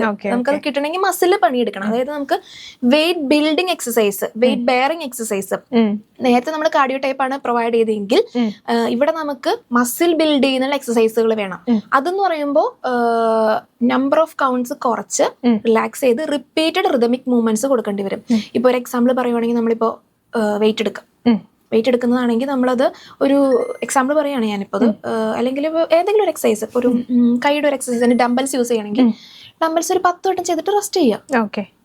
കഴിച്ച ഫുഡ് മസിലൊന്ന് പിടിക്കാനുള്ളൊരു ഗ്യാപ്പാണ് കൊടുക്കുന്നത്. മസിലിന് വിശന്നാലേ മസിൽ അപ്ടേക്ക് ചെയ്യുള്ളൂ. മസിൽ വിശക്കാത്തടത്തോളം കിട്ടത്തില്ല. അതൊരു പോയിന്റ്. രണ്ടാമത്തെ കേസ്, വയറിൽ നമ്മൾ ഡീവേം ചെയ്യുന്ന ഒരു പ്രോസസ് ഉണ്ട്. ഡീവേം ചെയ്യാന്ന് വെച്ച് കഴിഞ്ഞാൽ നമ്മള് ഇപ്പൊ പറഞ്ഞ പോലെ കൊക്കപ്പുഴു നാടവരെയൊക്കെ എടുത്ത് കളയുന്ന ഒരു പരിപാടി ഉണ്ട്. അതായത് ഇന്ന് ഇപ്പോ ഒരുമാതിരിപ്പെട്ടവരൊക്കെ ചെയ്യുന്നുണ്ടെങ്കിലും ഇപ്പോഴും അറിയാത്ത ഒരുപാട് ആളുകളുണ്ട്. നമുക്കൊരു സ്കിൻ കണ്ടീഷൻ ഉണ്ടോ, ഒരു അലർജി കണ്ടീഷൻ ഉണ്ടോ, റൂട്ട് ഞാൻ നേരത്തെ പറഞ്ഞ പോലെ വയറായിരിക്കും. വയറിന് ശരിയാക്കാനായിട്ട് വെറുതെ കുറെ പ്രോബയോട്ടിക്സും അല്ലെങ്കിൽ ബാക്ടീരിയസിന് ഇട്ട് കൊടുത്തോണ്ട് മാത്രം ശരിയാവത്തില്ല. അവിടെ എന്തെങ്കിലും പുറത്തുനിന്നുള്ള ആൾക്കാരുണ്ടെങ്കിൽ, പരാതങ്ങൾ ഉണ്ടെങ്കിൽ, ഇതേപോലെ പ്രശ്നങ്ങളുണ്ടെങ്കിൽ, ഫംഗൽ ഇൻഫെക്ഷൻസ് ഉണ്ടെങ്കിൽ അതിനെ കളഞ്ഞേ പറ്റൂ. അതിന് വേണ്ടിയിട്ടാണ് ഡിവേം ചെയ്യുന്നത്. ഡിവേം ചെയ്യുമ്പോൾ എന്ന് വെച്ച് കഴിഞ്ഞാൽ കുട്ടികൾക്ക് മാത്രമാണ് പൊതുവെ നമ്മൾ ഡിവേമിങ് ചെയ്യുന്നത്, മരുന്ന് കൊടുക്കുന്നത്. ഞാൻ പറയുവാണെങ്കിൽ എല്ലാ മനുഷ്യരും മരണം വരെ കഴിക്കേണ്ട ഒരു സാധനമാണത്. അത് ഇപ്പൊ നമ്മളൊരാൾ കഴിക്കുവാണെങ്കിൽ വീട്ടിലുള്ള എല്ലാവരും കഴിക്കണമെന്ന് ഞാൻ പറയാം ഒരേ സമയത്ത്. അതൊരു 6 മാസം കൂടുമ്പോൾ ചെയ്യണം. 2 കോഴ്സ് വെച്ച് കഴിക്കണം. ഇന്നൊരു കോഴ്സ് കഴിച്ചാൽ ഒരു 12 to 14 ഡേയ്സിന് കഴിയുമ്പോൾ ഒരു കോഴ്സും കൂടി എടുക്കണം. ഒരാഴ്ച 2 ആഴ്ചക്കുള്ളിൽ ഒരു കോഴ്സും കൂടി എടുക്കണം. എങ്ങനെ ഡോക്ടർ കൺസൾട്ട് ചെയ്തിട്ടാണോ നമ്മളത്? ഡോക്ടർ കൺസൾട്ട് ചെയ്താണ് ചെയ്യേണ്ടത്. കാരണം അത് ഞാൻ പറയാം, ഞാൻ ആളല്ല. അത് എന്താ പറയാ, അലോപ്പതി മെഡിസിൻസ് ഒക്കെയാണ് ഉള്ളത്. അപ്പൊ അത് അലോപ്പതി ഡോക്ടറെ കണ്ടിട്ട് എടുക്കുന്നതാണ് എപ്പോഴും നല്ലത്. അങ്ങനെ വേണം ചെയ്യേണ്ടത്. പീഡിയാട്രിക് വയസ്സിനാകുമ്പോഴത്തേക്കും പീഡിയാട്രീഷ്യൻ അത് കൊടുത്തോളും. പക്ഷെ ഒരു പരിധി ഒരു 7-10 വയസ്സൊക്കെ കഴിഞ്ഞാൽ പിന്നെ അങ്ങനെ പിള്ളേർക്ക് കൊടുത്ത് കാണാറില്ല. അപ്പൊ അത് നമ്മളാണെങ്കിലും ചോദിച്ച് സജസ്റ്റ് ചെയ്ത് മേടിക്കാം. അപ്പൊ അങ്ങനെ എന്തെങ്കിലും പ്രശ്നം ആദ്യം അത് ചെയ്തിട്ട് വേണം ബാക്കി എന്തെങ്കിലും ചെയ്തിട്ട് കാര്യമുള്ളൂ. ഡീവേം ചെയ്യണം, അതുപോലെ ബാക്ടീരിയാസിനെ റീപ്ലേസ് ചെയ്യണം, എൻസൈംസ് കുറവുണ്ടെങ്കിൽ അത് റീപ്ലേസ് ചെയ്യണം, അതുപോലെ തന്നെ എൻസൈംസ് കൂടുതലുണ്ടെങ്കിൽ അതിനെ സപ്രസ് ചെയ്യണം. ഇങ്ങനെയുള്ള കാര്യങ്ങൾ ചെയ്താലാണ് മോഷൻ ക്ലിയർ ആക്കണം, കുറെ ഫൈബർ ചെല്ലണം. അപ്പോൾ പ്രോട്ടീനും ഫാറ്റുള്ള ആഹാരങ്ങൾ കഴിച്ചതുകൊണ്ട് മാത്രം കാര്യമില്ല, അത് വലിച്ചെടുക്കുന്ന കഴിവും കൂടി നമ്മുടെ ശരീരത്തിന് വേണം. ഇപ്പൊ നമ്മൾ ഇത്രയും ഡിസീസിനെ കുറിച്ചിട്ടൊക്കെ നമ്മൾ ഡിസ്കസ് ചെയ്യുമ്പോൾ നമ്മൾ പേഴ്സണൽ ആയിട്ടുള്ള കാര്യങ്ങളൊന്നും തന്നെ സംസാരിച്ചില്ല എന്നുള്ളതാണ് സത്യം. ഡോക്ടറുടെ ലൈഫ് നോക്കിക്കഴിഞ്ഞാൽ അത് എല്ലാവർക്കും സത്യം പറഞ്ഞാൽ ഭയങ്കര ഒരു ഇൻസ്പിറേഷൻ ആണ്. കാരണം 1 year മുമ്പ് നടന്ന ഒരു ആക്സിഡന്റ്, അതിൽ നിന്നുള്ള ഒരു ഫാസ്റ്റ് റിക്കവറി. അപ്പോൾ എങ്ങനെയാണ് ഇപ്പോഴത്തെ ഹെൽത്തും കാര്യങ്ങളൊക്കെ, അതിനെക്കുറിച്ചൊന്ന് സംസാരിക്കാം? 1 year മുന്നേ ഒരു ആക്സിഡന്റ് ഉണ്ടായി, ശരിയാണ്. 1 year 2 months ആയിപ്പോ 2-wheeler ക്രെയിനുമായിട്ടൊന്ന് തട്ടി, ക്രെയിൻ്റെ അടിയിൽ പോയി. എൻ്റെ റൈറ്റ് ലെഗ് എബോനി ആംപ്യൂട്ട് ചെയ്യേണ്ടി വന്നു. വേറെ ഓപ്ഷൻസ് ഉണ്ടായിരുന്നില്ല, ചെയ്തു. ഇപ്പൊ പ്രോസസ്സസ് വെച്ചിട്ടുണ്ട് നടക്കാനായിട്ട്. റീസെന്റ് ആണ് ചെയ്തത്. അപ്പോൾ ഒരു 3-4 months ബെഡ് റിഡൻ ആയിരുന്നു. മെന്റൽ ഇഷ്യൂസ് ഉണ്ടായിരുന്നു, ഫിസിക്കൽ ഇഷ്യൂസ് ഉണ്ടായിരുന്നു. ഫുൾ ബെഡ് റിഡൻ ആകുമ്പോൾ നമ്മളോ ഫുള്ളി ആക്റ്റീവ് ആയിട്ടിരുന്ന ഒരു വ്യക്തി ഡ്യൂട്ടി കഴിഞ്ഞ് വരുന്ന വഴിക്കാണ് എനിക്ക് സംഭവിച്ചത്. ക്ലിനിക്കിൽ നിന്ന് വരുന്ന വഴിക്ക്, വീട്ടിലേക്ക് പോകുന്ന വഴിക്ക്. അപ്പോൾ അതുവരെ ഓടിച്ചാടി നടന്ന ഒരു വ്യക്തി സഡൻ ആയിട്ട് ഇനാക്റ്റീവ് ആകുമ്പോൾ ഉണ്ടാകുന്ന ഒരു ബുദ്ധിമുട്ട്. പിന്നെ എന്താ പറയാ, ഫിസിക്കലി ഇപ്പുറത്തെ കാലിനും ഫ്രാക്ചർ ഉണ്ടായിരുന്നു, മൾട്ടിപ്പിൾ ഫ്രാക്ചേഴ്സ് ഉണ്ടായിരുന്നു. അപ്പൊ അതിനും ഫുൾ പ്ലാസ്റ്റർ സ്ലാബൊക്കെ ഇട്ട് അതും റെസ്റ്റ്. അപ്പൊ 2 കാലും അനക്കാൻ പറ്റത്തില്ല. ഫുൾ ബോഡി ബെഡ് റിഡൻ ആകുമ്പോൾ ഉണ്ടാവുന്ന പല ഇഷ്യൂസ് ഉണ്ടായിരുന്നു. എന്താ പറയാ, മറ്റുള്ളവരെ ഹെൽപ്പ് ഡിപ്പെൻഡ് ചെയ്യേണ്ടി വരും നമുക്ക് പല കാര്യങ്ങൾക്കും. ഓക്കെ, 3-4 months ഒക്കെ നമുക്ക് മറ്റുള്ളവരെ ആക്കുമ്പോൾ നമുക്ക് ഒന്നും ചെയ്യാൻ പറ്റില്ല നമുക്ക്. അപ്പൊ സോ അവര് ചെയ്യുമ്പോൾ നമുക്കൊന്നും ഫീൽ ചെയ്യത്തില്ല. ഓഫ് കോഴ്സ് നമുക്ക് തോന്നുമെങ്കിലും അത് കഴിഞ്ഞിട്ട് പിന്നെ നമ്മള് ആക്കി എടുക്കണം. എന്നാലും നമുക്കൊരു വരത്തുള്ളൂ. നമുക്കത് വേണമെന്ന് നമുക്ക് തോന്നിയാലേ നമുക്ക് ചെയ്യാൻ പറ്റത്തുള്ളൂ. അതിപ്പോ എന്തൊരു കാര്യമായാലും. ഇപ്പൊ താൻ പറഞ്ഞ വെയിറ്റ് കുറയ്ക്കണം, വെയിറ്റ് കൂട്ടണം, നമ്മൾ വിചാരിക്കാത്തടത്തോളം കാലം അത് നടക്കത്തില്ല. എനിക്കിപ്പോ ഈ ചെയറിൽ ഇരിക്കണമെന്നുണ്ടെങ്കിൽ ഞാൻ അന്ന് അത് വിചാരിച്ചുകൊണ്ട് മാത്രമാണ്, 1 year ബാക്ക് ഞാൻ വിചാരിച്ചുകൊണ്ട് മാത്രമാണ് ഇന്ന് ഈ സ്പോട്ടിൽ ഞാൻ ഇവിടെ ഇരിക്കുന്നത്. അതല്ലെങ്കിൽ ഒരിക്കലും ഇരിക്കത്തില്ല. എനിക്ക് വേണമെങ്കിൽ വീട്ടിൽ ഡിപ്രഷൻ അടിച്ചിരിക്കാനുള്ള ഒരുപാട് ചാൻസ് കിട്ടി. എനിക്ക് ഡിപ്രഷൻ അടിച്ചിരിക്കണേ ഞാൻ അങ്ങനെ ഇരിക്കായിരുന്നു. പക്ഷെ എനിക്ക് കുട്ടികളുണ്ട്, ഫാമിലി ഉണ്ട്. അന്ന് അവര് 1 വയസ്സേ ഉള്ളു. ആ കുട്ടികൾക്ക് ട്വിൻസ് ആണ്, ബേബി ഗേൾസ് ആണ്. അപ്പോ അന്ന് 1 വയസ്സ്, ഇന്ന് 2 വയസ്സ്. കുട്ടികളെ റേസ് ചെയ്യണം, നമുക്ക് കരിയർ ഉണ്ട്, ഫാമിലി ഉണ്ട്. നമ്മൾ ഒരാള് ഹാപ്പി, ഞാൻ എന്നും വിശ്വസിക്കുന്ന ഒരു കാര്യമാണ്, ഞാൻ ഒരാളെ ഹാപ്പി ആണെങ്കിൽ നമ്മുടെ കൂടെയുള്ള ചുറ്റുമുള്ള എല്ലാവരും ഹാപ്പി ആയിരിക്കും ഒരു പരിധി വരെ. നമ്മൾ ഒരാൾ ഡിപ്രസ്ഡ് ആണെങ്കിൽ, എന്തെങ്കിലും ഒരു ഇഷ്യൂലാണെങ്കിൽ നമ്മുടെ കൂടെയുള്ളവർ ഓട്ടോമാറ്റിക്കലി ഇഷ്യൂയിലേക്ക് ആകും. അപ്പൊ ഞാൻ മാക്സിമം എല്ലാവരോടും പറയുന്ന ഒരു കേസാണ്, മാക്സിമം ചിരിക്കാൻ ട്രൈ ചെയ്യുക, മാക്സിമം ഹാപ്പി ആയിട്ടിരിക്കാൻ ട്രൈ ചെയ്യുക. സ്ട്രെസ് ഇല്ലാത്തൊരു ലൈഫ് ഇല്ല, ആർക്കും ഇല്ല. ഒരു 5% സ്ട്രെസ് നമുക്ക് നോർമലി നമ്മുടെ ശരീരത്തിൽ ഉണ്ടാകും, അത് എല്ലാവർക്കും വേണം. ആ ഒരു സ്ട്രെസ്സാണ് നമ്മളെ പുഷ് ഔട്ട് ചെയ്യുന്നത്, നമ്മളെ മുന്നോട്ട് നയിക്കുന്ന ഒരു സ്ട്രെസ് അതാണ്. അതില്ലാണ്ട് ഒരു മനുഷ്യനോ മൃഗങ്ങളോ ആരും ഉണ്ടാവില്ല, ജീവജാലങ്ങളില്ല. പക്ഷെ അതിന്റെ അളവ് കൂടുമ്പോൾ നമുക്കത് ഇന്ന് ഇല്ലാത്ത സ്ട്രെസ് ഉണ്ട്. പക്ഷെ അതിനെ മാനേജ് ചെയ്യുന്നവർ എങ്ങനെയാണെന്നുള്ള ട്രിക്കാണ് നമുക്ക് അറിയേണ്ടത്. ഒരുപാട് വേ ഉണ്ട്. ഇപ്പൊ ജിമ്മിൽ പോകാം, സുംബ ചെയ്യാം, മെഡിറ്റേഷൻ ചെയ്യാം, യോഗ ചെയ്യാം, പാർക്ക് പോവാം, ബീച്ചിൽ പോവാം, ഫോണ് സംസാരിക്കുക ഒക്കെ ചെയ്യാം, പാട്ട് കേൾക്കാം, ഒരുപാട് കാര്യങ്ങളുണ്ട്. പക്ഷെ നമുക്ക് സ്യൂട്ട് ആവുന്നത് ഏതാണെന്ന് കണ്ടെത്തി ആ ഒരു സിറ്റുവേഷൻ ഓവർകം ചെയ്യാനുള്ള കാര്യങ്ങൾ കണ്ടെടുത്താനാണ് ഞാൻ എല്ലാവരും പറയുന്നത്. അത് തന്നെയാണ് ഞാൻ എൻ്റെ ലൈഫിലും ആക്കിയത്. എനിക്ക് വേണമെന്ന് എനിക്ക് തോന്നി, ഞാനത് അപ്ലൈ ചെയ്തു. ഇപ്പൊ ഈ ഒരു അവസ്ഥയിൽ ഇതുപോലുള്ള ആക്സിഡന്റുകളൊക്കെ സംഭവിച്ച് എന്തെങ്കിലും ഒരു രീതിയിലുള്ള എന്താ പറയാ രോഗാവസ്ഥയിൽ കൂടെ കടന്നു പോകുന്ന ഒത്തിരി ആളുകളുണ്ടാവും. അവരോട് എന്താണ് പറയാനുള്ളത്? സെയിം ഓഫ് കോഴ്സ് സെയിം കാര്യം. നമ്മൾ എണീക്കാത്തിടത്തോളം നമുക്ക് വേണ്ടി ഒരാളൊന്നും ചെയ്തു തരാൻ പറ്റില്ല. നമ്മുടെ ഹെൽത്ത്, നമ്മുടെ മെന്റൽ ഹെൽത്ത്, നമ്മുടെ ഫിസിക്കൽ ഹെൽത്ത്, നമ്മുടെ എൻവയോൺമെന്റൽ ഹെൽത്ത് നമ്മുടെ മാത്രം ഉത്തരവാദിത്തമാണ്. നമുക്ക് വേണമെന്ന് നമ്മൾ ചെയ്ത് സെൽഫ് ആയിട്ടുള്ള കാര്യങ്ങൾ നമ്മൾ ചെയ്യാൻ ഇൻഡിപെൻഡന്റ് ആയിട്ട് ചെയ്യാത്തിടത്തോളം സമയം ആർക്കും ഒന്നും ചെയ്തു തരാൻ പറ്റില്ല. ഹെൽത്ത് ആയിക്കോട്ടെ, അസുഖങ്ങളായിക്കോട്ടെ, എന്തും ആയിക്കോട്ടെ, ഒരു എസ്റ്റീം നമുക്ക് വെക്കണം. നമുക്കൊരു ലക്ഷ്യം ഉണ്ടെങ്കിൽ മാർഗമല്ല ലക്ഷ്യമാണ് പ്രധാനം എന്ന് പറയുന്ന പോലെ എന്നെ സംബന്ധിച്ചുള്ള പ്രിൻസിപ്പിൾ അതാണ്. ഏത് വഴിയെ പോയാലും ഞാനത് നേടിയെടുക്കും. അങ്ങനെ ഒരു ലക്ഷ്യത്തിൽ ഇപ്പൊ എത്തി നിൽക്കുകയാണ് അല്ലേ? അങ്ങനെ ഒരു ലക്ഷ്യത്തിൽ ഇപ്പൊ എൻ്റെ ഒരു ഇതുവരെയുള്ള എൻ്റെ ഒരു പ്രൊഫഷണൽ ലൈഫിലുള്ള എൻ്റെ ഒരു മെയിൻ ലക്ഷ്യത്തിൽ ഞാൻ ഇപ്പൊ വന്ന് നിൽക്കുകയാണ്. ഓക്കെ. ഈ മാസം ഡേറ്റ് കൺഫേം ആയിട്ടില്ല. എന്തായാലും ഈ മാസം എൻ്റെ ക്ലിനിക്കിന്റെ ഇനോഗ്രേഷൻ ആണ്. ഡോക്ടർ ദിവ്യാസ് വെൽനസ് ക്ലിനിക് എന്നാണ് എന്റെ പേര്. ലൊക്കേഷൻ വരുന്നത് പെരുമ്പാവൂര് പാത്തിപ്പാലം ആകാശവാണി എന്ന് പറയുന്ന ഒരു സ്ഥലത്താണ്. ടൗണിൽ നിന്ന് അധികം ഇല്ല ആണ് വരുന്നത്. ഇനോഗ്രേഷൻ ഈ മാസമാണ്. അതിന്റെ അണിയറ പ്രവർത്തനങ്ങളിൽ മുഴുകിയിരിക്കുകയാണ്. അപ്പോൾ അതിന്റെ തുടർന്നുള്ള കാര്യങ്ങളും നമുക്ക് കൺസൾട്ട് ചെയ്യാനുള്ള നമ്പറൊക്കെ നമ്മളിവിടെ കൊടുക്കുന്നുണ്ട്. അപ്പോൾ ഏതെങ്കിലും രീതിയിലുള്ള കൺസൾട്ടേഷൻ ഒക്കെ നമുക്ക് സമീപിക്കാവുന്നതാണ്.